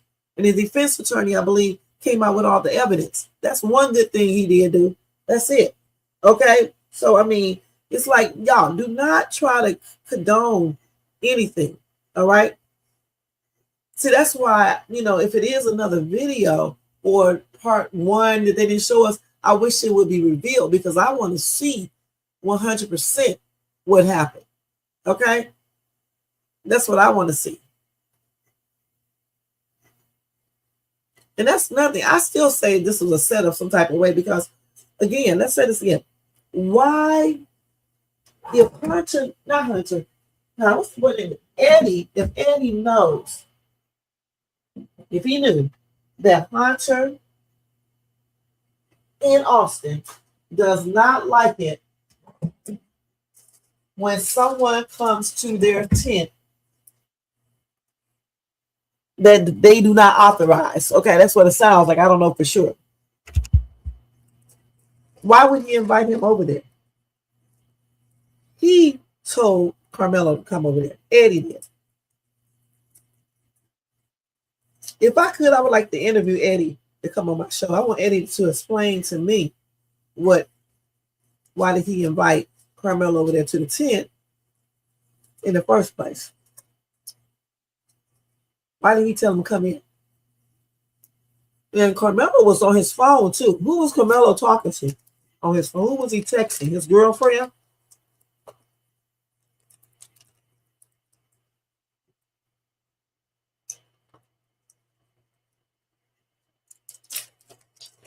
Well, they did have a soccer person, not soccer. They did have a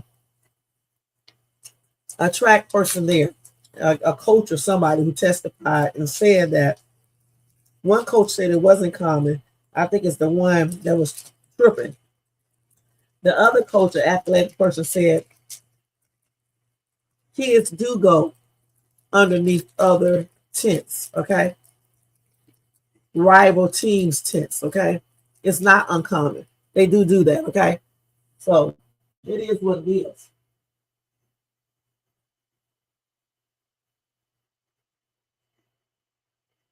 And I know you guys don't know. I have a little soccer team, okay? We started it back in 2018, almost 10 years. And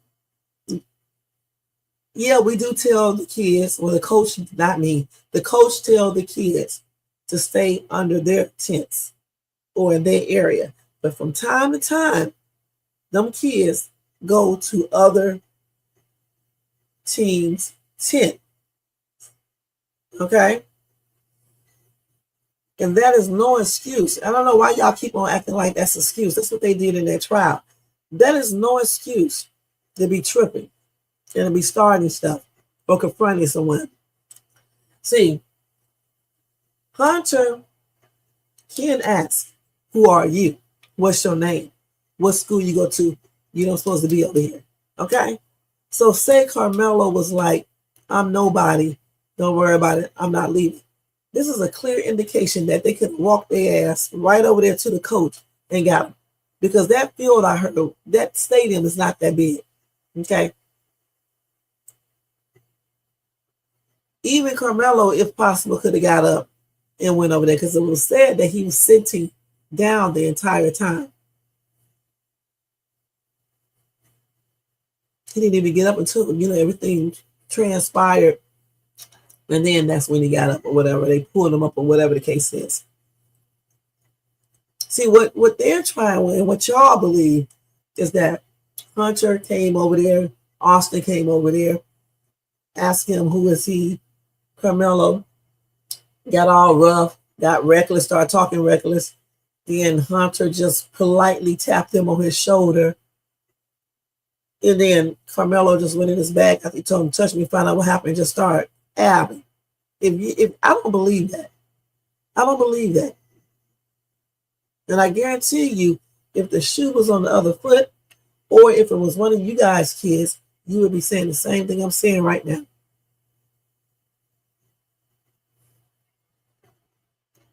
Yeah, I already know they school did not bring a tent. Well, first and foremost, Eddie called him over there, Jermaine. So that was the invitation right there. That's why since Eddie gave him the invitation to come over there, that's why Eddie should have told Hunter and Austin that he invited him over there to the tent.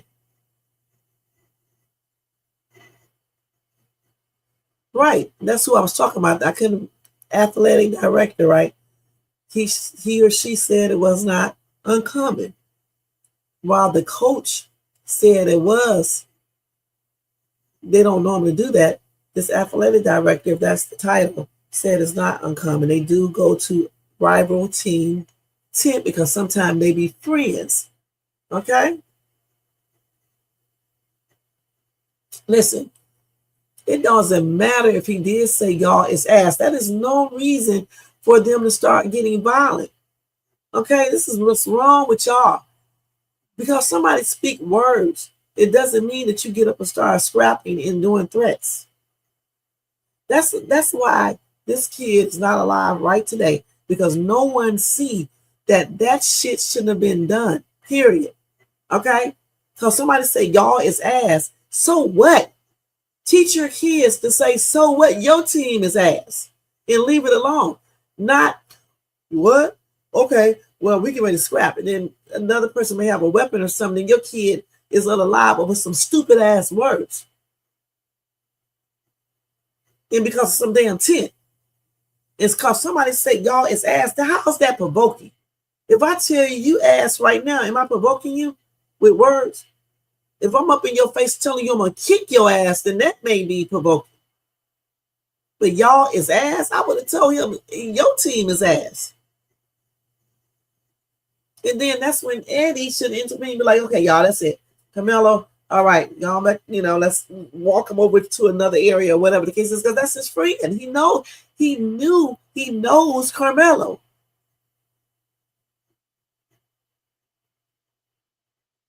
And I don't know who he was talking to when he said that. It really truly doesn't matter, because honestly, let me just keep it real with you guys. After Hunter asked him who he was, and Karmelo was like, he don't really want to be bothered, Hunter should have bagged his ass up then, okay, and went to the coach. And this is what people don't realize. This is what should have been done. And this is why this other boy is not alive right today. Y'all got to teach y'all kids the proper way to do stuff. They sit up here tripping out because this dude told my y'all team is ass. Who on the team now? Where's the tent now? Is it going to stop other kids from going to rivals' team tents? No. We got grown ass people who go to other team, rival teams' tents and talk to people. We got to stop making excuses for doing weird shit. And this is why these kids be doing weird shit. You see the grown-ups doing weird shit, fighting over stupid shit. Not one time, except maybe the other day, I heard somebody say exactly what I've been saying ever since last year. Someone should have went and gotten the coach. There was a couple of them out there, a bunch of them out there, actually. I don't understand why nobody went to get the coach. And as far as somebody saying y'all is ass, you see, that's why he should have had a different type of defense attorney. Because y'all ass, I wouldn't give two shits. Even when I was a kid on the track team myself, I didn't give a damn. Y'all ass. Your team is ass. And we'll show you when we play who the ass is. Point blank. And like I said, I have a soccer team, and those little kids, those teenagers be doing the most, but ain't nobody taking out weapons, ain't nobody trying to fight. And if they do be trying to fight, our coaches stops that. Okay, they do their job. But no one say anything about that.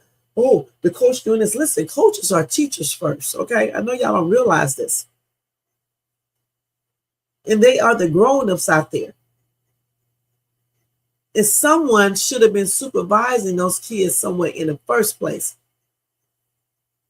Especially when they know certain situations happen, at these games sometimes. They get into fights and things of that nature. Listen, if you did not get out the first 2-3 times they asked, you don't have to keep on asking them 11 times more. That's when you should have common sense to go get the coach. Why would he leave Wet Seal TV? Why would he leave? You know why he's not going to leave, Karmelo? Because he probably felt like, this kid don't tell me what the fuck to do. Let's keep it real. So make me leave. So that's why Hunter or Austin could have walked over there and called the coach. Hell, scream out, coach, come on over here. And Eddie should have grabbed Karmelo and tell him to calm down, because he knew him. He's been over his house, vice versa. They know each other.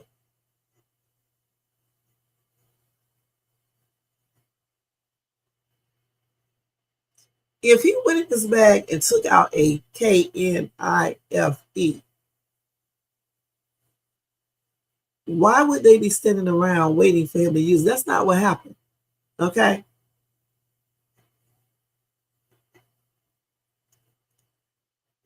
All of those kids are kids, Casper. All of them are kids. As simple as that. They still kids, in my opinion. The thing about it is this right here.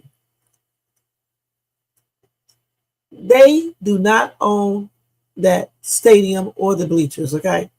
Now, granted, we know that you don't really want other team players underneath your tent. Okay, so when he went over there, he asked Karmelo, what's your name? Karmelo, I don't know if he told him or not, if he said Mello or whatever. Anyway, something popped off. You know, if Karmelo answered him in a rude tone or aggressive tone, that's when one of the twins should have called the coach over there or went over there and got him. Okay, you don't need to ask anybody 15 times to leave. You know why they kept on asking him? Because I know damn kids. Because they all start arguing with each other there. Okay, after the second time, that's when everything went down. Okay? You're standing around asking somebody numerous times to move. If you do that at a regular game, security coming over there, okay? Point blank. The coach is coming over there.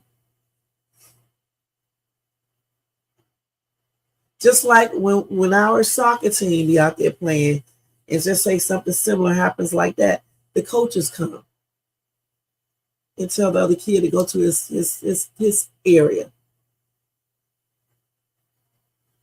You know, you're going to diffuse the situation, de-escalate it.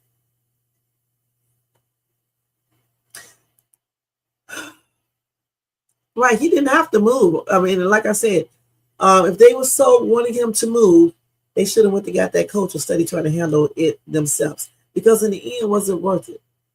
One kid is unalive, the other one is incarcerated. Was it worth it? We can sit here and debate this all night long. Was it worth it? It wasn't worth it. And the reason why I'm saying this is to prevent other kids from doing this. And so parents can teach their kids not to do this. Because once somebody's unalive, you can't bring them back.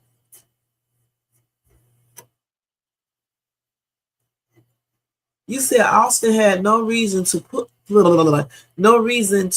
but he decided to touch me. Right, and that's what I'm saying. See, when he asked him who he was and what school you go to, I don't know how Karmelo responded. If Karmelo responded, I'm nobody, basically that indicates leave me alone. Okay, let's keep it real. If you walk up to someone and you start talking to them, asking them who they are, and they be like, I'm nobody, you know that means they don't want to talk to you.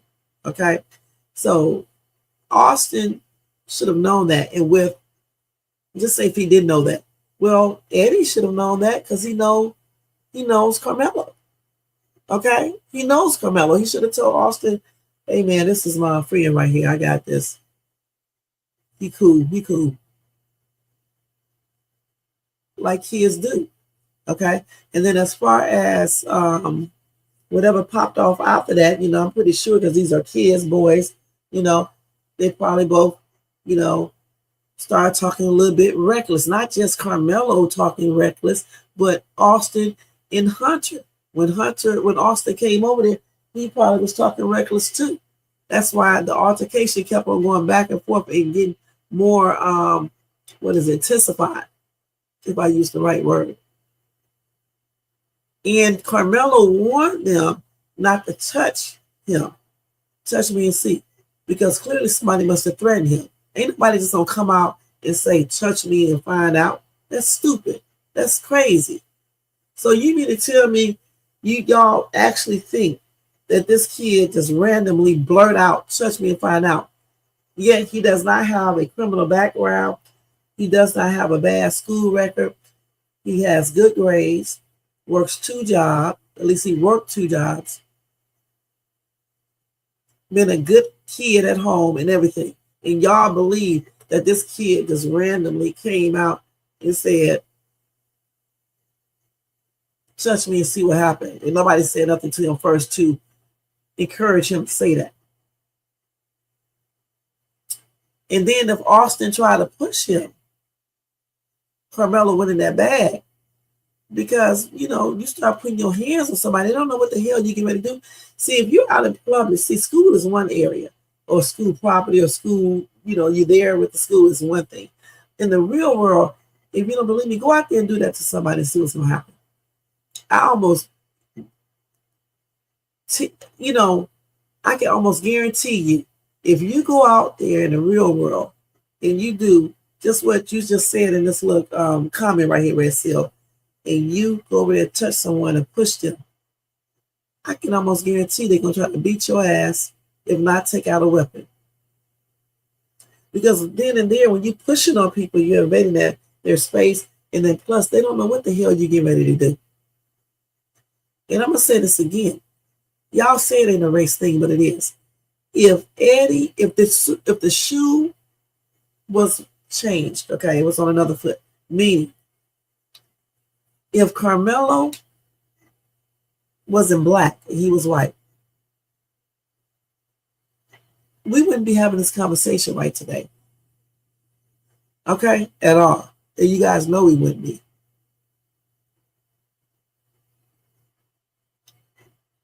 As far as the parents being held responsible, because they all are kids, they are kids, but they're 17 years old. At least they were 17 at the time, so they should know.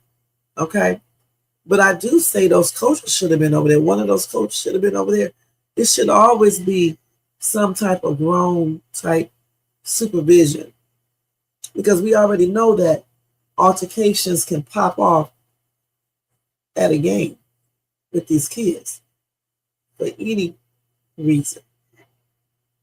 Sometimes they even have security there.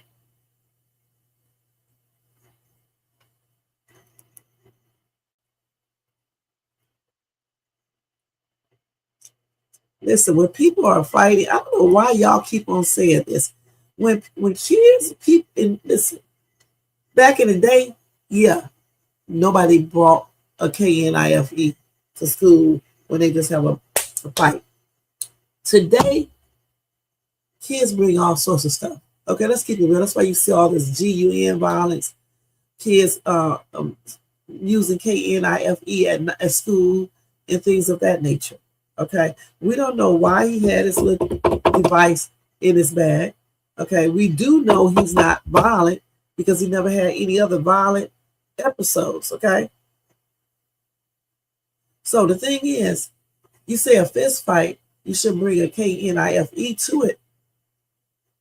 The thing is, if 2 people are trying to jump you, and these people are big as hell, okay, you don't know if this dude, if Karmelo was really scared as hell and thought they were going to try to unalive him. You don't know that.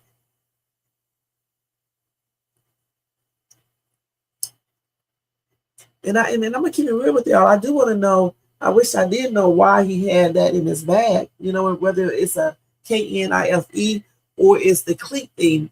The cleat thing is still somewhat of a KNIFE. Okay. It's just a different type. Remember, we looked that up a long time ago, Jermaine. It's still just a certain type of KNIFE. You know, you can use it as a KNIFE. And that's nothing, too. You know, this dude, this kid, you know, has epilepsy. That wasn't even talked about. And he recently had surgery. And then these 2 boys coming up to him trying to scrap because he say, your team is ass. This is almost comical because once they was getting ready to graduate, that team is no more. You're going on to a bigger team now.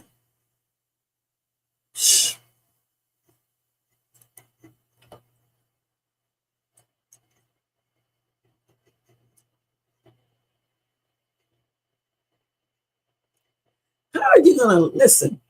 If you are at a school and you are in an argument and it ends up to be an altercation, if they are preventing you from leaving because they're surrounding you or getting in your face, you're not going to be able to leave.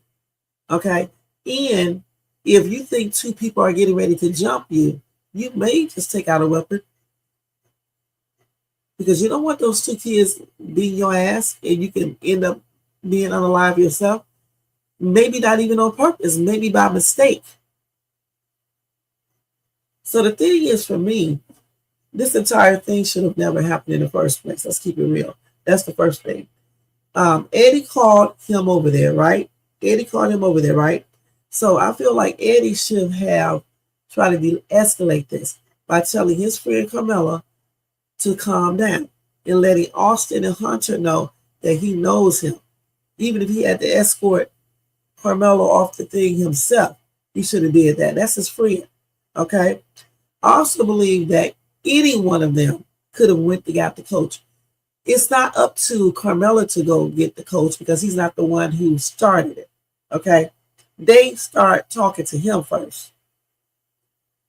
He was minding his business, chilling.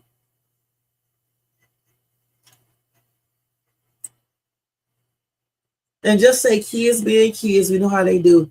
You know, the thing is, though, somebody should have went and got the daggone coach. And I'm never going to stop saying that. Somebody should have gotten the damn teachers.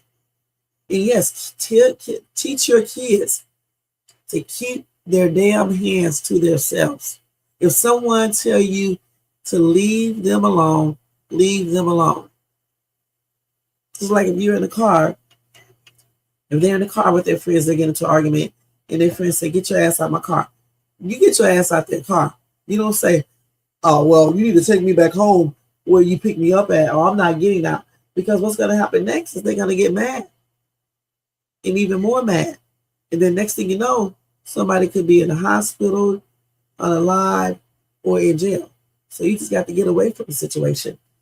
All of these boys was immature too, because if they were mature, the mature thing would have been for any one of them to get up and go get the coach. But since their ego was involved and they don't want to look like a little wuss in front of the girls or anybody else or their boys, that's why they didn't leave. Okay? That's why it's up to any other child that was out there who could have saw that, especially Eddie. And I keep saying Eddie because Eddie is and was Karmelo's somewhat friend.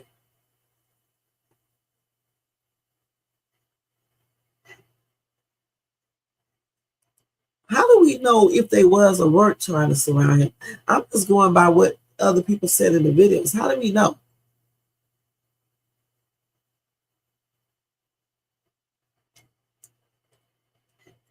And how do we know they said it 15 times?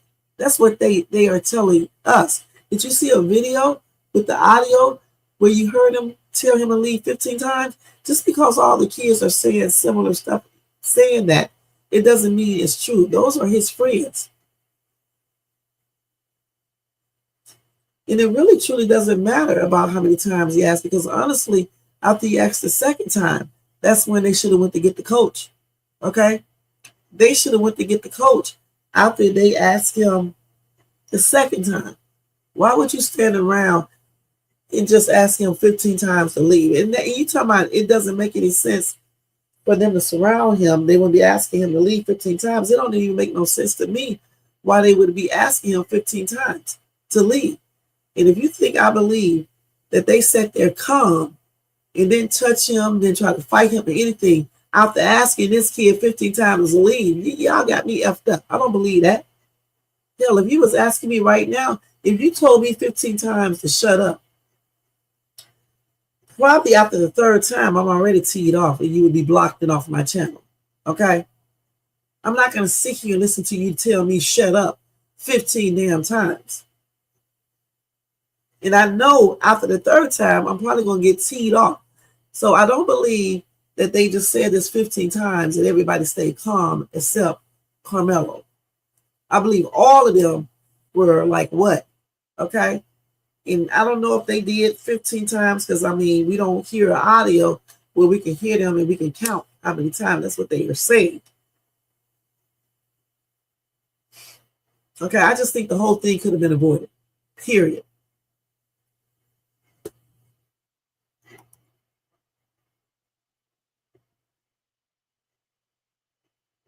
I already know what he said. He said, touch me and see what happens. Listen, they said they thought he was bluffing. Okay. So the thing is, if somebody tell you touch me and see what happens, you got your damn hands inside the bag. That's common sense that they may have something inside their bag. Okay. See, USM Casper, you didn't listen. I said if you were sitting over here, that's what I'm talking about. Y'all don't listen. I said if one of y'all was sitting over here telling me to shut up and be quiet 15 times, first and foremost, I'm not getting ready to sit here and watch you do it or listen to you do it 15 times. Around the third time, you would be blocked. That's what I said and put off my channel. That's why you got to listen, okay?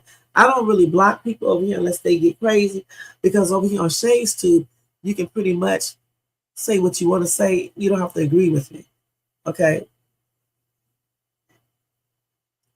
So I don't like some YouTubers, they be tripping out about that. I don't give a damn. This is just, we're here, we're talking about the case. We're not going to all say the same thing because we see stuff differently, okay? Point blank.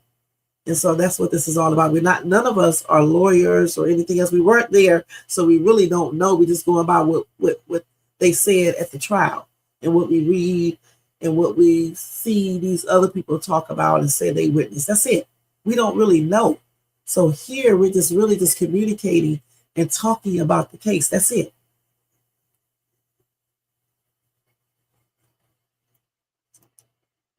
And I don't block anyone. My mod actually does all the blocking if people get disrespectful or whatever the case is. We don't over here, we don't just block. Okay. Everybody so far, we're all being mature. So you did you don't be playing, do you? But anyway, yeah, we don't. It's just like I said, you got to tackle Jermaine, because I don't do the blocking unless only one person I'll block, because I don't want his stupid ass over here. Other than that, I don't really block unless somebody just come over here and start talking racist stuff or just saying something that's totally disrespectful. Period. Usually I have to tell them off first anyway. But anyway, that's a whole other story. But we're over here discussing this. We don't really know for sure. Some of us think we know, but we don't really know. Yeah, I know he said touch me and see what happens though. Yeah, I know that's what he said. But if I'm out in public and someone is talking to me, messing with me, or getting on my damn nerves, and I tell him to leave me alone, and he said, no, I'm not going to leave you alone. And I said, well, touch me and see what happens. And I'm going inside my purse. What the hell do you think I'm going in my purse for? Oh, no, you're not blocked. Westfield, you're doing good. Yeah, listen, my mom was about to block me one day because I was up here doing the most. So, it is what it is. He was like, you don't stop all that cussing, I'm going to, because I was saying the F word, sometimes I'll get carried away. He was like, if you don't stop saying them F words up on that thing, I'm going to block you. And I was like, how you going to block me? So, yeah, he will block, but you're not blocked, okay? So let's get back to this, what you were saying right here, okay?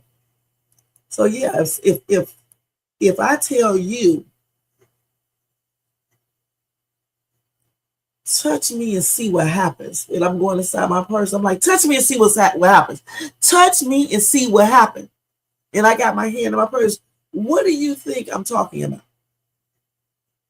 I'm not saying we get ready to fight.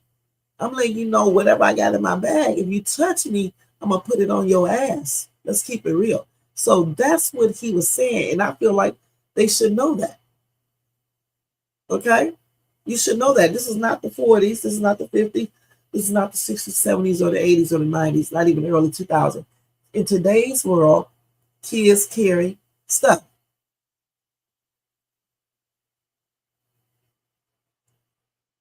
And again, I don't think he was just saying touch me and see what happens, because Austin or Hunter was simply just tapping him on the shoulder, acting polite and all of that. I think they all got mad out there, got aggressive, and was doing the most. I really do. No teacher supervising shit or anything. Eddie probably terrified and shit. I don't know. He just, he friends with Austin and Hunter too. So those are his homeboys for real. So he damn sure they're gonna try to stop them like that. So I still say he should stop Karmelo and told Hunter and Austin before it even got that far that I know him, this is my friend, this is my bro. Okay, he cool. That's it.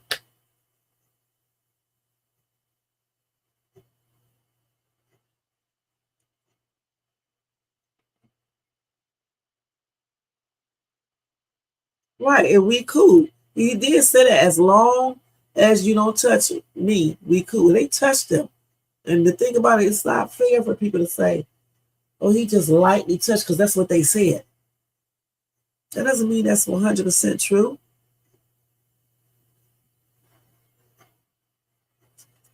He said this is what somebody who is not a coward does. They either fight with their fists, leave and say F you, or they pull out their weapon and says, don't touch me or I defend myself, not guessing game. It doesn't matter. Listen. Oh, God. Y'all keep on forgetting about one particular thing. Your life. Okay? Once your life is taken, you cannot bring it back. So if somebody tell you whether they're a coward or not, who gives a damn? If somebody tells you, touch me and find out what happens or see what happens, that's an indication that you need to step back. We're not trying to prove if this person is a coward or if this person is not a coward, we bigger than him or whatever the case is. It doesn't make a difference. You're trying to stay alive, okay?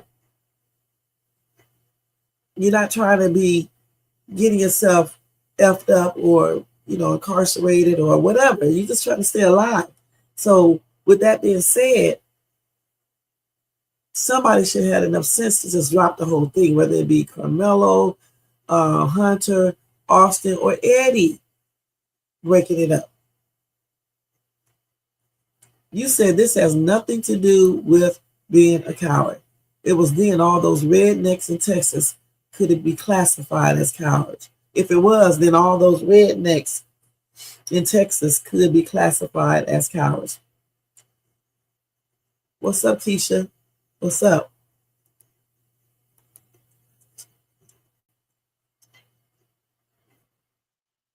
Right. And that's where he's from, okay? Louisiana, okay? That's the way y'all speak. That's right. Like I said, Eddie ass should have intervened. I don't care what nobody say. He called Karmelo over there. He should have told Austin and Hunter, that's my friend, my bruh, or whatever. He cool. And been done with it. If he would have did it the way I just said it, Karmelo wouldn't be incarcerated. Austin would still be alive. They would all be going to college or in college already chilling out with their girlfriends. They do it the way y'all be saying they needed to do it. This is exactly why they are like they are. I have children, so I got 2 sons too, and 4 daughters. You know why I have never had to, they never got into no serious stuff? It's because I don't teach my kids like that. I teach them to walk away. And don't F with nobody. And if someone, because, my son, he plays sports. My daughters, they was on sports and stuff, doing different things. They know if something pop off. Or before it pop off, he want to try to defuse the situation. Now, granted, they did a couple things, like my oldest daughter did. But that's because just like these 3 kids, instead of de-escalating something, it was escalated because somebody didn't do what they needed to do. And in this case right here, like I said before, I feel like Eddie should have intervened. But I know all these boys, you know, their egos and everything else, testosterone and all that shit was pumping and everything else, and they just did not want to look weak in front of the other people or each other, whatever the case is. Somebody got to be, you know, harder than the other. All of this over a damn tent. Shh. What said I claim? Money said. You say you lived in Texas. Hold on. I lived in Texas for over 16 years. My wife is from, oh, really? Yeah, I just stayed in DFW for 5 years. I stayed out in Keller. So, I mean, Keller's, you know, I think that's the suburban city of Fort Worth. And I think Frisco is a suburban city of Dallas, I believe. I think I went to Frisco maybe one time. So you said, here's what happened. This was not at the hood at night. So Austin thought he was bluffing. Yep. So he felt safe trying to push him out. So he tried to. Surprise, you're unalive, never come back. And that's what I'm talking about. That's why, you know, see, one thing we got to stop thinking, and we got to teach our kids. Just because you're not in the hood doesn't mean that people don't won't do nothing to you. Okay. This is like where I live at right now. It's predominantly white. And I was telling somebody out here, I'm trying to think what happened. Oh, I think this was last year. Some shit popped off, okay? And I kept on listening to all the white people say, oh, this don't really happen out here in my area. I don't know what's going on here, and things of that nature. So I told this one white person, I was like, listen, just because we out here in a suburban city and everybody claim to be all uppity, it doesn't mean that something can't pop off and someone start acting hoodish, if y'all want to, you know, talk like that. That can happen anywhere. And you don't have to be from the ghetto. You don't have to be from the hood or anything else. That's what I was trying to tell this moment. Okay? Just because you're out in the suburb and it's all white, affluent, it doesn't mean that stuff can't pop off. And like I just said, it doesn't mean that you have to be ghetto. People just don't be playing. I live in one of the safest cities here out in Southern California, period. And I have seen people do stuff. And they go right to their good ass jobs. Some of these people be making money and they will unalive your ass. Okay? Just like they from the hood. So you need to teach your kids. Just because you live in the suburbs and people talk proper or talk a little different or whatever the case is, it doesn't mean that somebody won't unalive you. When someone tells you to leave them alone and go get the proper person to assist you. It doesn't mean you are a punk. It doesn't mean that you're weak or a coward. You're trying to stay alive, period. A damn school tent is not yours. When your ass graduate, that tent is gone. You're going to go to college and you're going to have another tent. Damn. I don't know exactly what the lady said. I don't know because I wasn't there. Yeah, I want, the thing is, Robert, if it was my son, I definitely want the truth. I want to know if my son actually did it on self-defense or not. I'm going to beat my son's ass. He's going to tell us. When he come on, before he get arrested, he's going to tell us. I'm going to be perfectly honest, the truth, okay?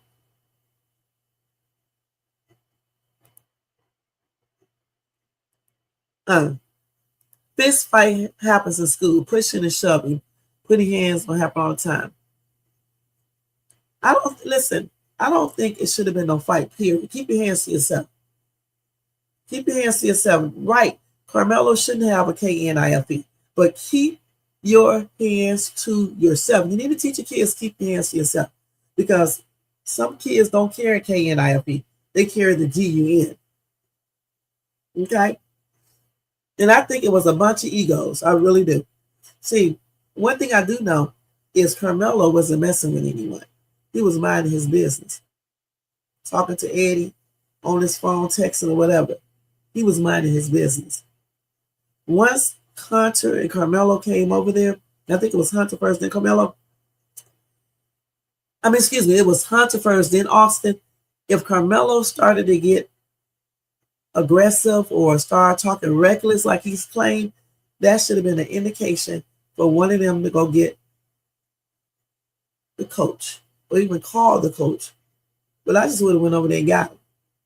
And I still say Eddie should have diffused the situation by telling Karmelo to calm down and telling Hunter and Austin that he knew Karmelo. Y'all cool, man. We here for a damn track meet. What's up? Let's cut this shit out. But they're not going to do all that. That's exactly why what happened happened.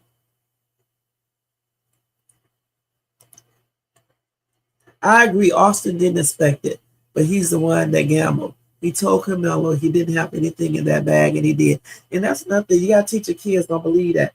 Don't believe people don't have nothing. If somebody tell you if somebody acts like they got something, matter of fact, forget that. In today's time, you need to treat everybody like they got something, okay? Like they have a weapon, even kids. Y'all can keep on walking around here thinking these damn kids gonna be having stuff. That's gonna be y'all, okay? Because I met so many kids when I was doing Lyft, and I picked up school kids, right? And took them home from school. And I had so many kids tell me that they carry a KNIFE in their bags or purse. The one girl showed me hers, because I was like, girl, you be out here catching buses to work at night and catching Ubers and stuff. She said, yes, she don't have a way to get to work. Her mom doesn't have a car. I said, well, girl, I hope you be having something with you. Okay, because you never know. You got me now, I'm a female, but, you just can't be trusting people, not even some females. And she said she got something right here. I said, well, you know what? She showed it to me. I said, that's better than nothing. She had a knife.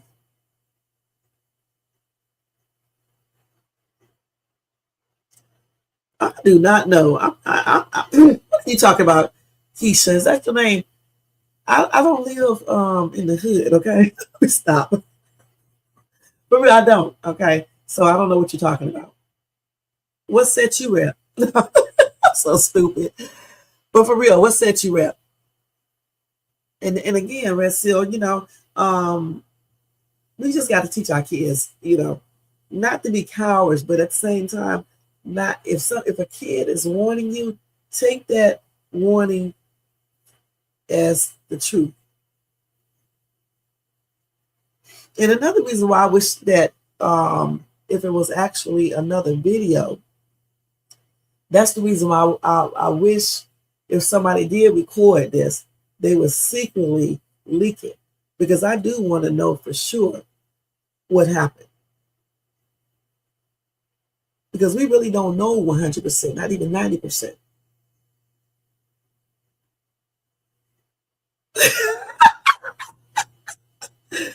Nah, I ain't fake. I'm not gonna be telling you what Shay be doing.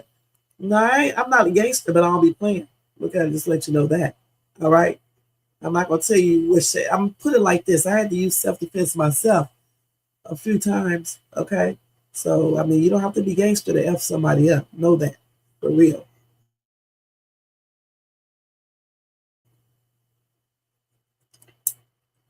Okay, let's go back up here. Let's see where we at. That's why I know about that self-defense. Now, I'll tell y'all one story. Okay, well, I'll tell y'all two. So when I lived in ATL, I was asleep in the bed, right? And I don't know how I realized or knew that somebody had came into my apartment. I effed up because before when I used to live in ATL, Marietta, Georgia was real nice. So that's where I was living at first. But then how black people be. They'd be like, damn, why do you keep on moving around all these white people all the damn time? You don't like, black people or something? And so I was like, I had my reasons why I didn't want to move to certain areas, like Decatur and places like that. So I just got tired of my friends talking that mess, So I decided, plus they was like it would be cheaper and all this other stuff. So I decided to move to Decatur, Georgia.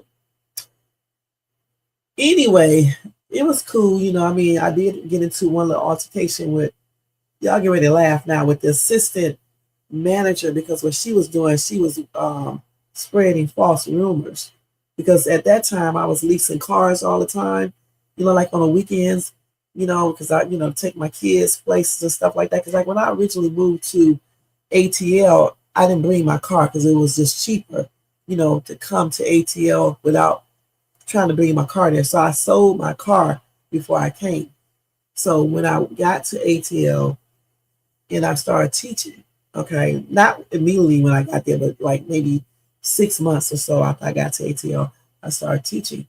And so this woman, the assistant manager, she didn't know what kind of job I did or what money I had or whatever the case is. So she was spreading rumors saying that I was selling drugs, and I don't even smoke or do anything. And so I went to the rental office to to tell the manager on her. And so when I went there, she was there too. And so, you know, this day I was dressed up. I had on my designer, you know, pantsuit and shoes. My nails was done like always. They still like that now. My nails though, no fake nails. Hair looking good, everything. So I'm getting ready to walk out of the leasing office, you know, going back outside to get in my car. This bee come grabbing on me. Okay. She started grabbing me. And so when she started grabbing me, and this is self-defense, I had to turn around and fight her. I had to fight her back because I'm not going to let somebody grab me. You know what I'm saying? I was like 20 something years old then, early 20s. And she probably was in her 30s, maybe early 30s. Y'all, that fight was a hot ass mess. I'm not going to lie. This lady got me down on the ground and she bit me above my eye. Man, I got back on top of this woman because, you know, I'm from Cleveland, y'all. I got back on top of this woman and bit the crap out of her. So I don't know who called the police. Somebody called the police, but I don't think she got arrested. I know I didn't get arrested because she hit me first. Okay. But that was a trip. So then maybe that was the first hood shit, you know, that I had to encounter living in those apartments. So about, I don't know, maybe a couple months later, I'm sleeping in the bed. All of a sudden, I hear somebody in my damn apartment. So I get up. And at that time, I did have my GUN, but I didn't grab that. I sure did. I just got up and went in there to see who was in my house, in my apartment. I get in the living room. I think that was a living room. I see this damn dude in my place. Let me tell y'all straight up. I went right in that kitchen and don't ask me how I did it. And grabbed my knife. That's what I did. By that time, my daughter got up out the bed and she came in there too. And I don't know, I can't remember every detail because everything happened so quickly, just like with Karmelo Anthony stuff. And so, I don't know, he grabbed my daughter and twisted her arm or some shit. He effed up when he did that because I took that KNIFE and I effed this dude up. And the dude ran out of my apartment and ran. And so I had called one of my friends up, and just like some scary ass black people, he was like, Shay. At that time, he called me Nisi. That's my other name because I would have my little singing group, and I used that name for my group. And so he was like, Nisi, get rid of the KNIFE. I'm about to listen to this damn hood rat and decide. It changed my mind. I'm not gonna lie, I changed my mind immediately. And I was like, why would I throw this away when this dude broke into my house and tried to, you know, unalive us and stuff? You know, he you know, physically assaulted my daughter and things of that nature. And my daughter was only like, I don't know, 10 or something, or somewhere around that age at that time. And so anyway, I called the police. Okay. And when the police came out, they started looking for the dude and everything. The dude was in a damn drain hiding. Not in the drain, but you know, I don't know what you call that in Georgia. It's like a drain, but it isn't. Okay, he was in there hiding. This dude was bleeding internally. Okay, because when I did that, that's what I was trying to tell y'all. When people, just like in Karmelo case, when somebody gets mad and they're thinking that you're trying to take their life or you're trying to take their kid's life, they're not worried about where they use that weapon at. Because I was not trying to unalive this dude, but I was trying to get him off of my daughter, which he let her go, but then he grabbed me because in the process, I got, in my thigh. I didn't even know I was in my thigh because he tried to take the KNIFE from me and he couldn't take it from me. You know what I'm saying? Because, you get superhuman strength. And so anyway, he ended up getting in his chest. And fortunately, I'm glad that I called the police and didn't listen to that daggone hood rat ass dude, friend of mine that I met there, because you got to call the police, especially when it's self-defense, because you're going to get in trouble.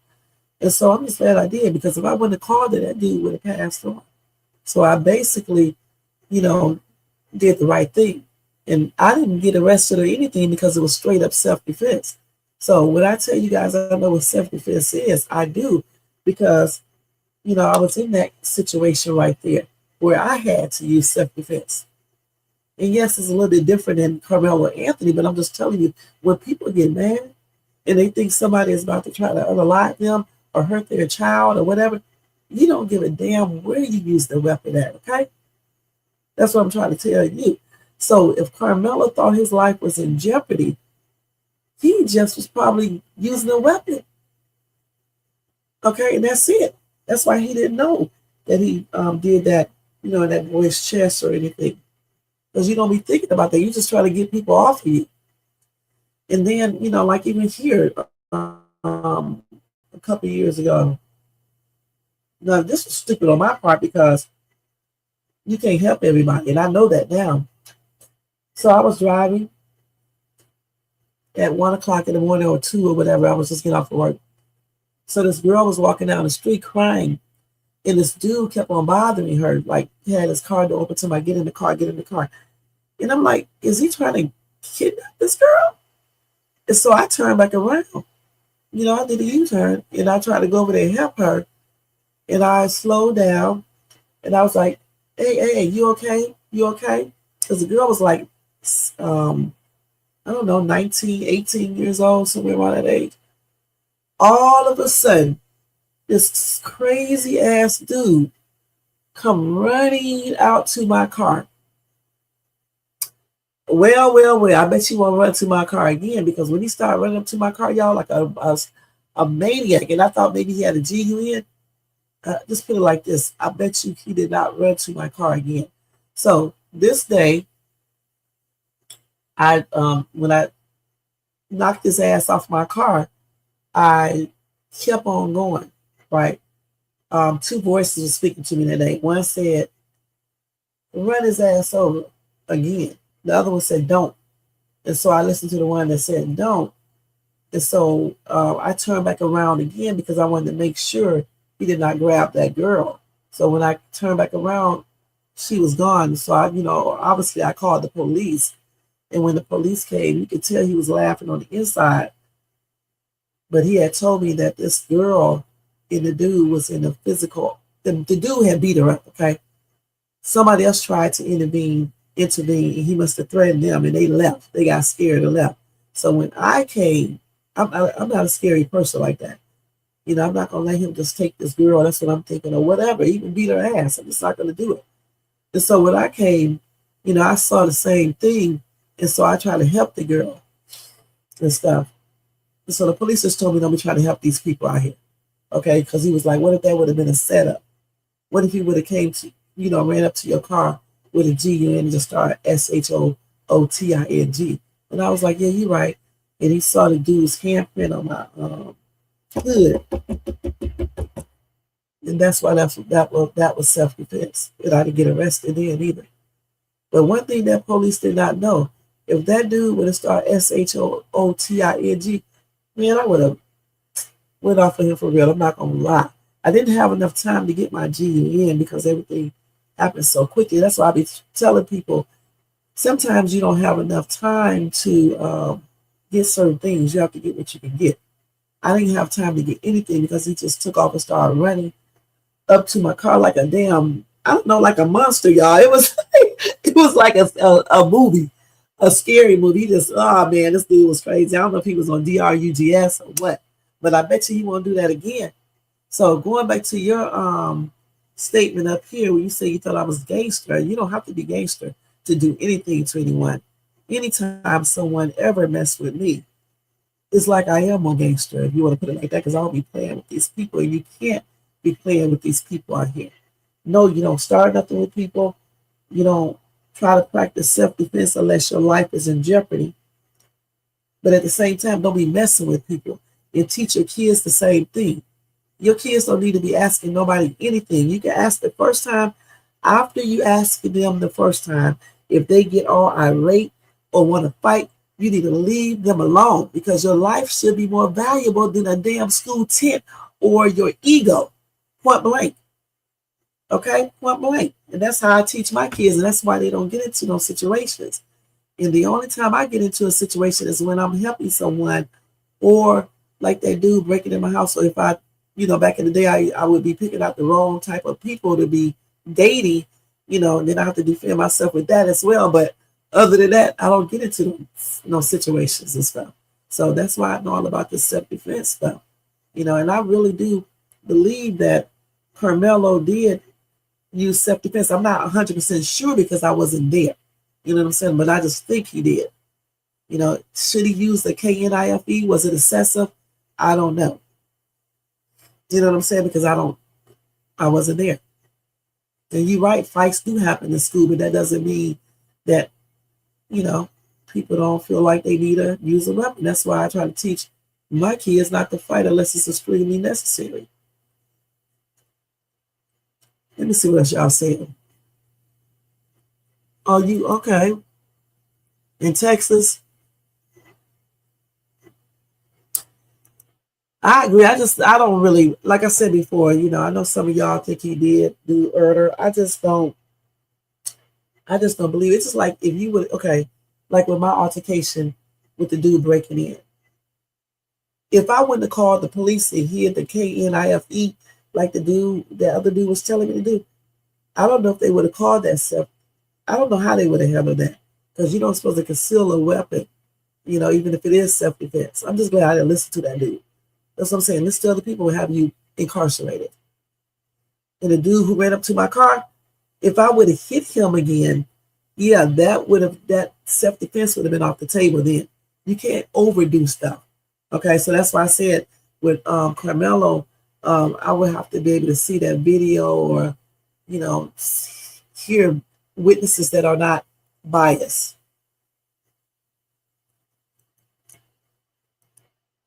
Oh, it was a Canopy tent. Yeah, I know. I just call it tent. And I think it was egos, and I think it was all of their egos, but more so Hunter and Austin. I already know that. I definitely believe that. That's right. Show people respect. We can't be acting entitled whether you're white or black. Like I tell people all the time, or Latino or Japanese or whatever you are. Okay. And like I tell people all the time when I be doing these little race type shows, when I talk about racism and stuff like that. If you I don't understand why people think they are better than anybody, because if you can DIE, if you can age, if you can be poor, if you can get sick, if you can be ugly, unattractive, overweight, or whatever, you're no better than anyone else. Okay? If you can stop yourself from passing on, from getting sick, if you can be the most attractive person in the world with the best looking body, no flaws, just everything perfect, then you can say you're better than someone else. Okay? Otherwise, we are all the same, basically. Okay? Some people just have better opportunities than others. Okay? But I think people should still be respectful to each other. This racist stuff got to go. The justice system, racism got to go. And we as Black people, we need to stop ignoring that too, because it is real. Point blank.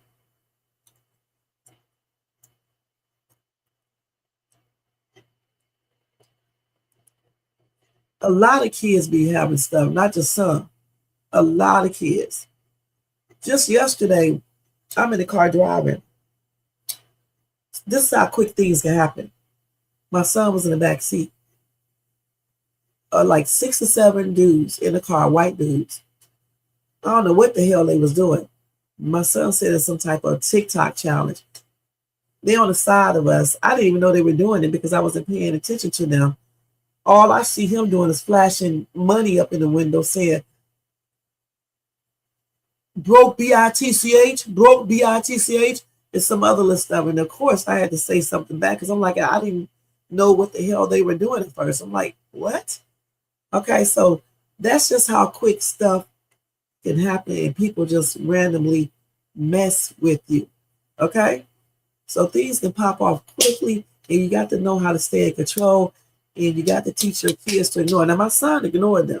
But you know, sometimes I be straight up ghetto and I'll ignore stuff. I'm still working on that.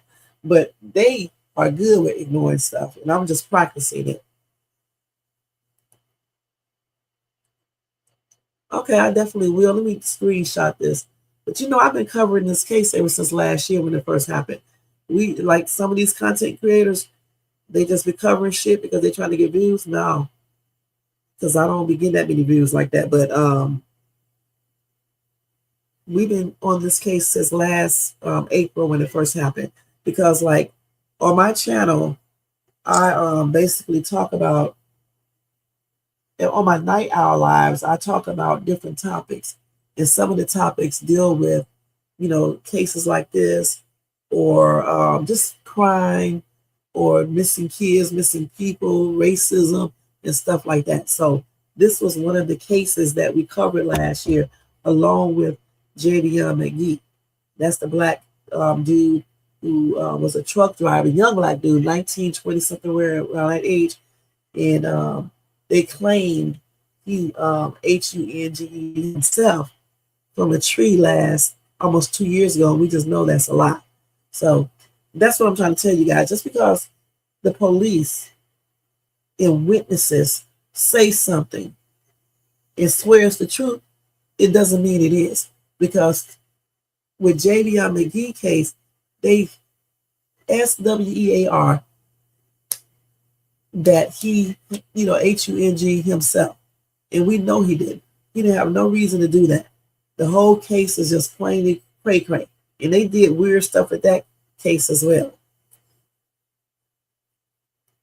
This is so funny. You tripped me out when you said that. I'm not a gangster now. I know that's right.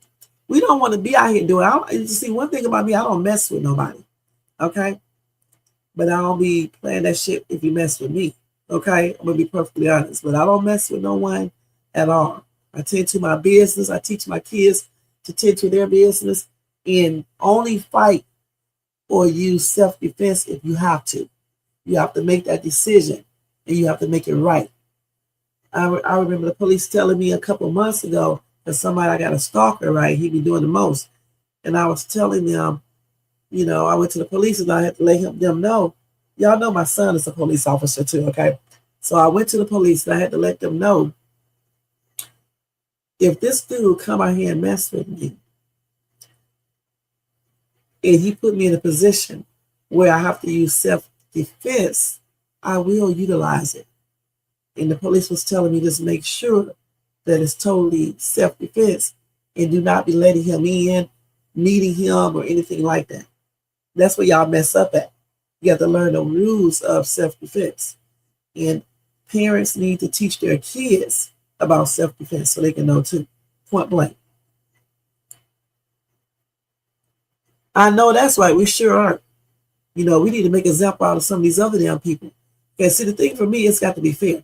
We have many different black cases where you got black kids, Latino kids being unalived by white people, and they get away with it. Okay? So if we're going to try to make an example, okay, out of Karmelo Anthony, hell, this should have been happening with other people too. Look at the little boy running down the street. They thought he was stealing from the store, stealing some water. He wasn't. And they chased him all the way down the street and shot him in his back. And I think those two people got off. That's not right. Or they got a lesser charge or something like that. I mean, I got it on my phone. That's not right. I don't see nobody talking about that. No content creators really covering that story or anything. And I think the little kid is only 16. I don't know. Did he get unalive, Jermaine? I got the story on my phone, but I don't remember if he did or not. Okay, I sure will. Did I even do the screenshot on the other one? Let me do this. I'll answer that question 1 second. Hold on. Listen, people get in whatever. Listen, these gangs and shit, these gangs that be out here, they need to be doing something for real. Like when people be innocent, unaliving people and kids and raping them and doing other weird shit. That's when those people should be coming into play. And in other certain situations, which I cannot say on my channel, but other certain situations is when these people should be coming into play. You have to stick together.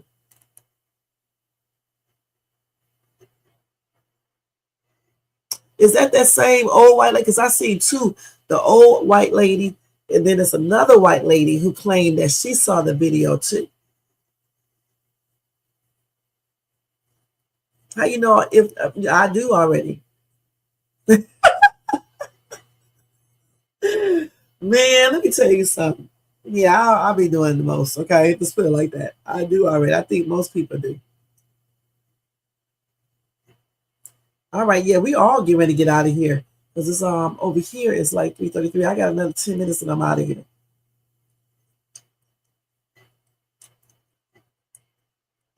They taught us on second grade, keep your hands to yourself. You're right. Keep your hands to yourself. You got booby traps. Okay. So did. I know that's right. I think so. I mean, like I said, we don't know 100% true. We don't know 100% for sure. That's what I meant to say. But I just think so. I just don't believe that kid, Karmelo, just did that. At least I don't think so. We don't know 100%. That's why I wish if anybody did take video and just don't want to say they're scared, just leak it on the down low. Not from your phone or nothing, though, because they can trace it, but leak it on the down low. Oh, they did? Yep.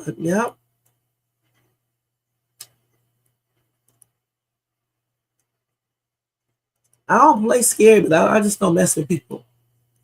Yeah, I don't play scary. I don't know for sure. That old white lady said that. I don't know. But what is she talking about? Well, Jermaine thinks she is a what do you call that, Jermaine? A plant? I sure will. I sure did. People were talking about last year. He didn't say Igga. I knew that was him. I knew he was saying that. That's a long time. Damn, that's a long time. Just think like this. A lot of people won't be here then. A lot of people certainly won't be here then. It sure is. You have to learn about your state. Because out here, you can't, if a dude is telling you he's going to unalive you, okay, he's going to choke you. I was so crazy, y'all. But do something like that. You can't be letting that dude inside your house, okay? You can't. You can't let him inside your house. You can't be meeting him. You certainly can't go to him and try to do anything to him. Don't be going to people either, because in every state, if you go to someone, like, for example, if somebody said they're going to do something to you, you try to play all bad and you go to them. It's not self-defense, because who told you to go to them? Okay, here, you can't be letting them in your house. You don't need to be meeting up with them, trying to go on a date with them, trying to talk things out, and then they end up doing something to you, then you want to cry, self-defense. And if you're outside of your house, somebody breaking your house, unless your kids are in here, but you can't come back inside your house, to save your furniture, your animals, you know what I'm saying? That won't be self-defense. You're just going to be on charges of murder or manslaughter or something like that. Wow. Thank you, Jermaine. Oh,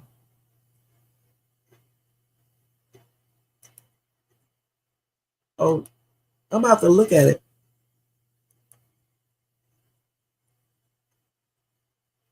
Hey.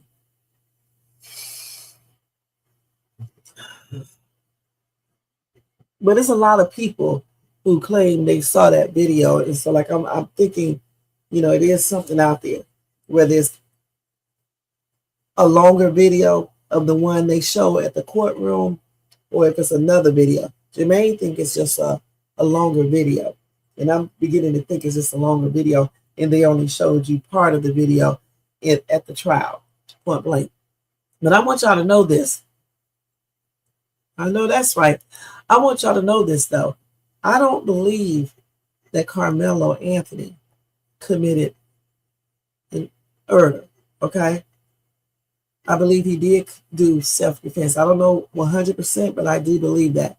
As far as him having the KNIFE, I wish I knew why he had that in his bag, I wish they could have handled this a different way. I wish, somebody would have went and got the coach. I wish Eddie would have told Austin and Hunter that Karmelo is cool, and told Karmelo to calm down, and if they wanted him to leave, just escort him away from the tent area. Point blank. I just wish they would have handled that a different way. And that way, Austin would still be alive, Karmelo wouldn't be incarcerated, and everybody could be in college and living their life. This is what we have to do. We have to teach our kids to let go of these egos and, try not to be in these altercations over foolishness and only use self-defense when it's actual self-defense. And you need to teach your kids. First, you need to learn the rules of self-defense. And then you need to teach your kids about self-defense so they can avoid certain situations. And at the same time, you teach your kids not to be a bully, okay? Not to be doing the most. If somebody tell you, don't touch them, don't touch them. If somebody tell you, leave me alone, leave them alone, point blank. Tents, school property, even your property is not worth your life, because you can go back and buy all this other stuff, but you can't get yourself back once you unalive. Okay, it's it. That's it. So that's what y'all need to teach our kids, okay? Everybody keep on saying it was this right here. A lot of people saying that. It was a video that I watched last year. Remember, Jermaine? And they were saying that it wasn't this right here. They said it was some other type of cleat thing. That's what they were saying last year.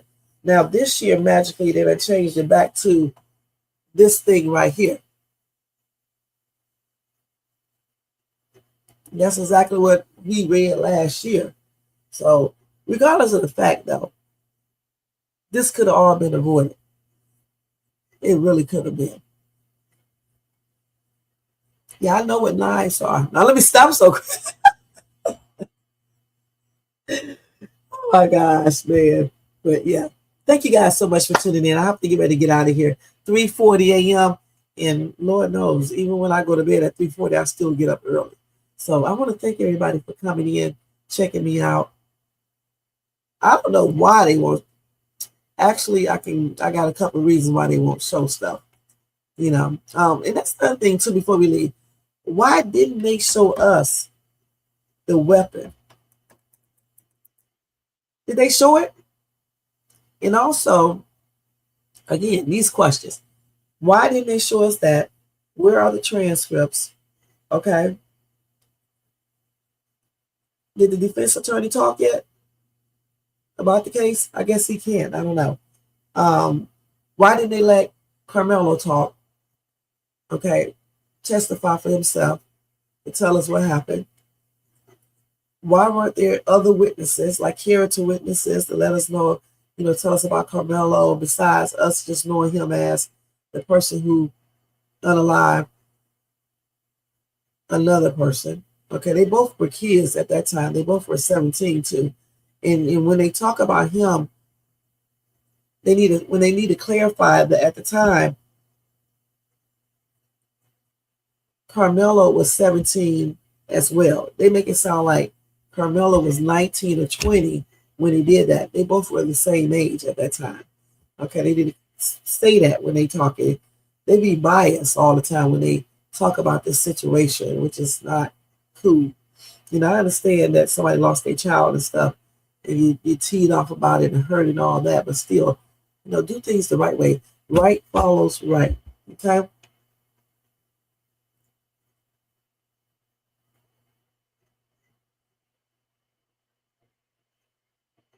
I think so. And peace and blessings to you too. But yeah, they've been, like I said, in closing, where's all this stuff, okay, that I just said? And where is the video, the rest of the video, and why didn't any of these people who say they saw another video, why weren't they called to testify? And some of these people were talking last year about this. And then some of these people just started this year, but 2 or 3 talked about the video, if not more, last year, because I covered that. Okay? No, remember last year, Jermaine? Because I was looking it up. Remember online? I was on a live, and because some people said it was a KNIFE, and then some other people were saying that it was some kind of like something you use when you run track for your cleats. And then I was looking it up. I forgot what they called it last year. I can't remember, but I'm pretty sure if you go watch the video I did with Karmelo Anthony, I'm talking about it. You know what I'm saying? And I showed it there. So yeah, they did say something else last year and stuff. Hopefully everything does come to light. I really hope so. And if anything was done unfairly, which it looks like it is, you know, hopefully it comes out, and hopefully his appeal lawyers would definitely, you know, use the Braston law or the Braston rule, and hopefully they can use the what is it called, the gerrymandering. Maybe they can use that, and whatever else they can use to get this news, to get him, you know, a lighter sentence or whatever, you know, reduced charge or something like that. I don't know, a new trial. But if they do get a new trial, he definitely needs to have more people to, for witness sake, you know, character witnesses or something like that. You need to get more witnesses, you know. And I say they should let him talk, because if you're not lying, a prosecutor can't mess you up. Just keep saying the same thing over and over again. You know what I'm saying? If the prosecutor say, so you took it or you did this, you did that. No, he came up to me, he did it. Just say the same thing over and over again. If they rehearse it with him anyway, you know, he'll be good. But I think sometimes you need to let the people talk, because that way people can see, they can tell if you're lying, okay, or if you're telling the truth.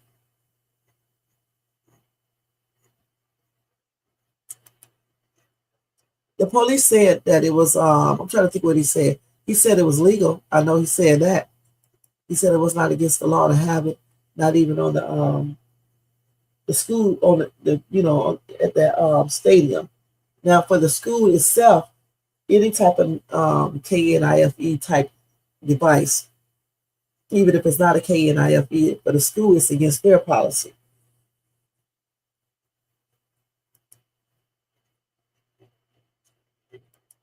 They sure did. They sure did. Slavery time. And Hunter, he definitely is. He had different, that's another thing too. Hunter had different stories too. And Jermaine pointed that out a long time ago. Different stories and stuff. Just, man, it's just, the whole thing is a hot ass mess. I'm not gonna lie. The whole entire thing is a hot mess. Period. All right. So anyway, you guys, I'm getting ready to get out of here. Thank you to Robert, Jermaine. Let's see. Bronze be cracking up on me. West Seal TV did a real good job too. Because Keisha here.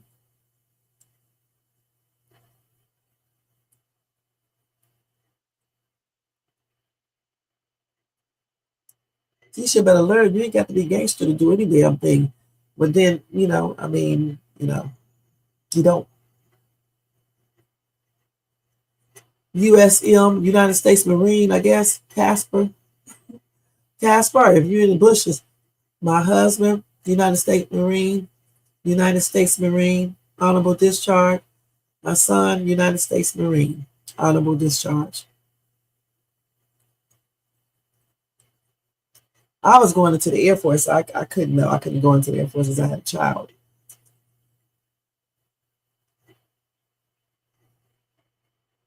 And I don't even like planes. I'm trying to figure out why was I choosing the Air Force. I think I was choosing it because I like their uniforms. And I thought I would look cute in it. That's it. Thanks to everybody in the bushes, everybody who watched this in the replay.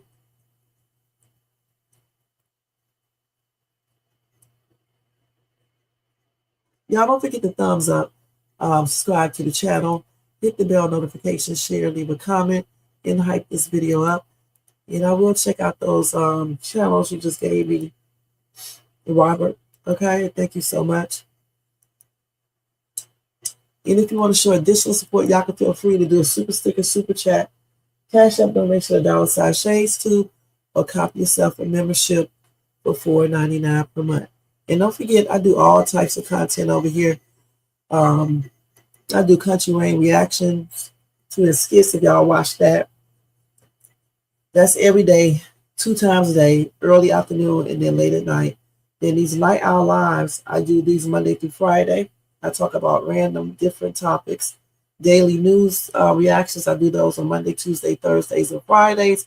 And I usually cover one news topic for about 5 to 10 minutes, sometimes a little bit longer, but usually it's like 10 minutes. Then my Dollar Tree hauls, that's where my channel originated from, my shopping haul channel. And nothing but that's where I do my shopping hauls. And plus, my other channel is called Shades2 Shopping Haul Channel. And then my news channel is called Pressure Point News with Shay. Jermaine, drop that link in there. Pressure Point News with Shay. Nothing but news reactions over there, okay, you guys? Nothing else. And eventually I'm going to take the Dollar Tree hauls off of this channel and put them all over there. Well, the ones that's on here going to stay here, but eventually I'm going to stop doing them over here and just do them over there and stuff once I get monetized on that channel, which probably going to take 50 years. It's probably going to take a long time, like always. Okay?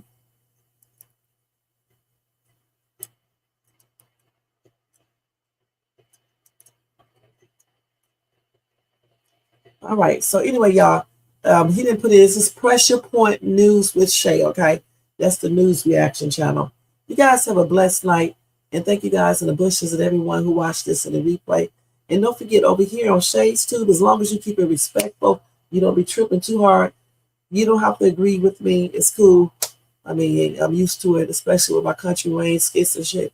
So it's cool. All right? Y'all have a blessed night, and I'll see you guys later. And y'all have a blessed Tuesday as well. Thank you. Let me stop sharing.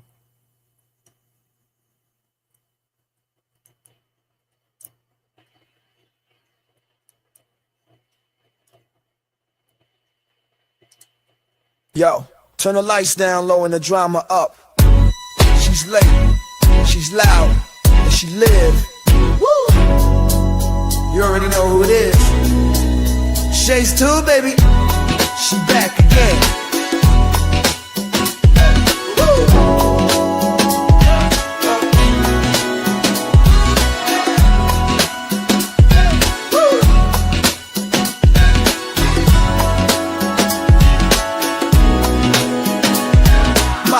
Crowd lit, vibe on 10. Shay walk in like we back again. News, tea, jokes and spins. She don't do small talk, she go in.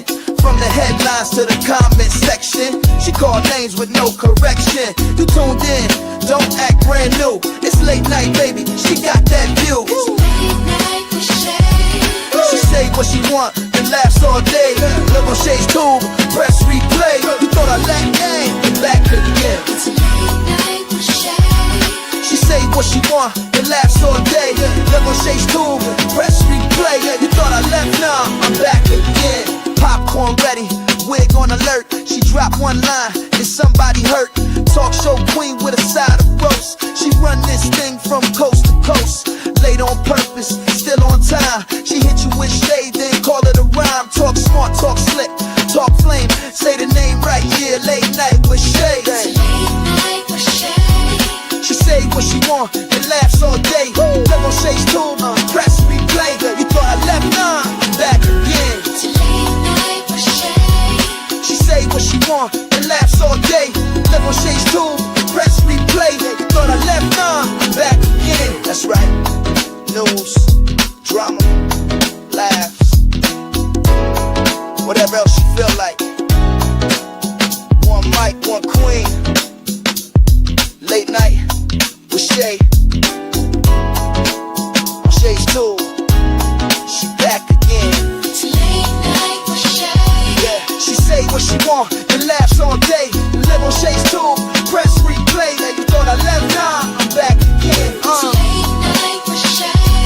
She say what she want and laughs all day. Live on Shay's too.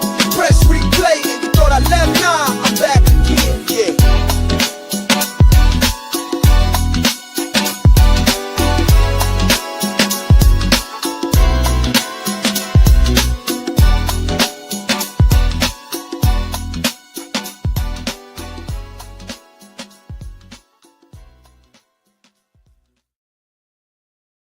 All right, y'all. Good night and sweet dreams.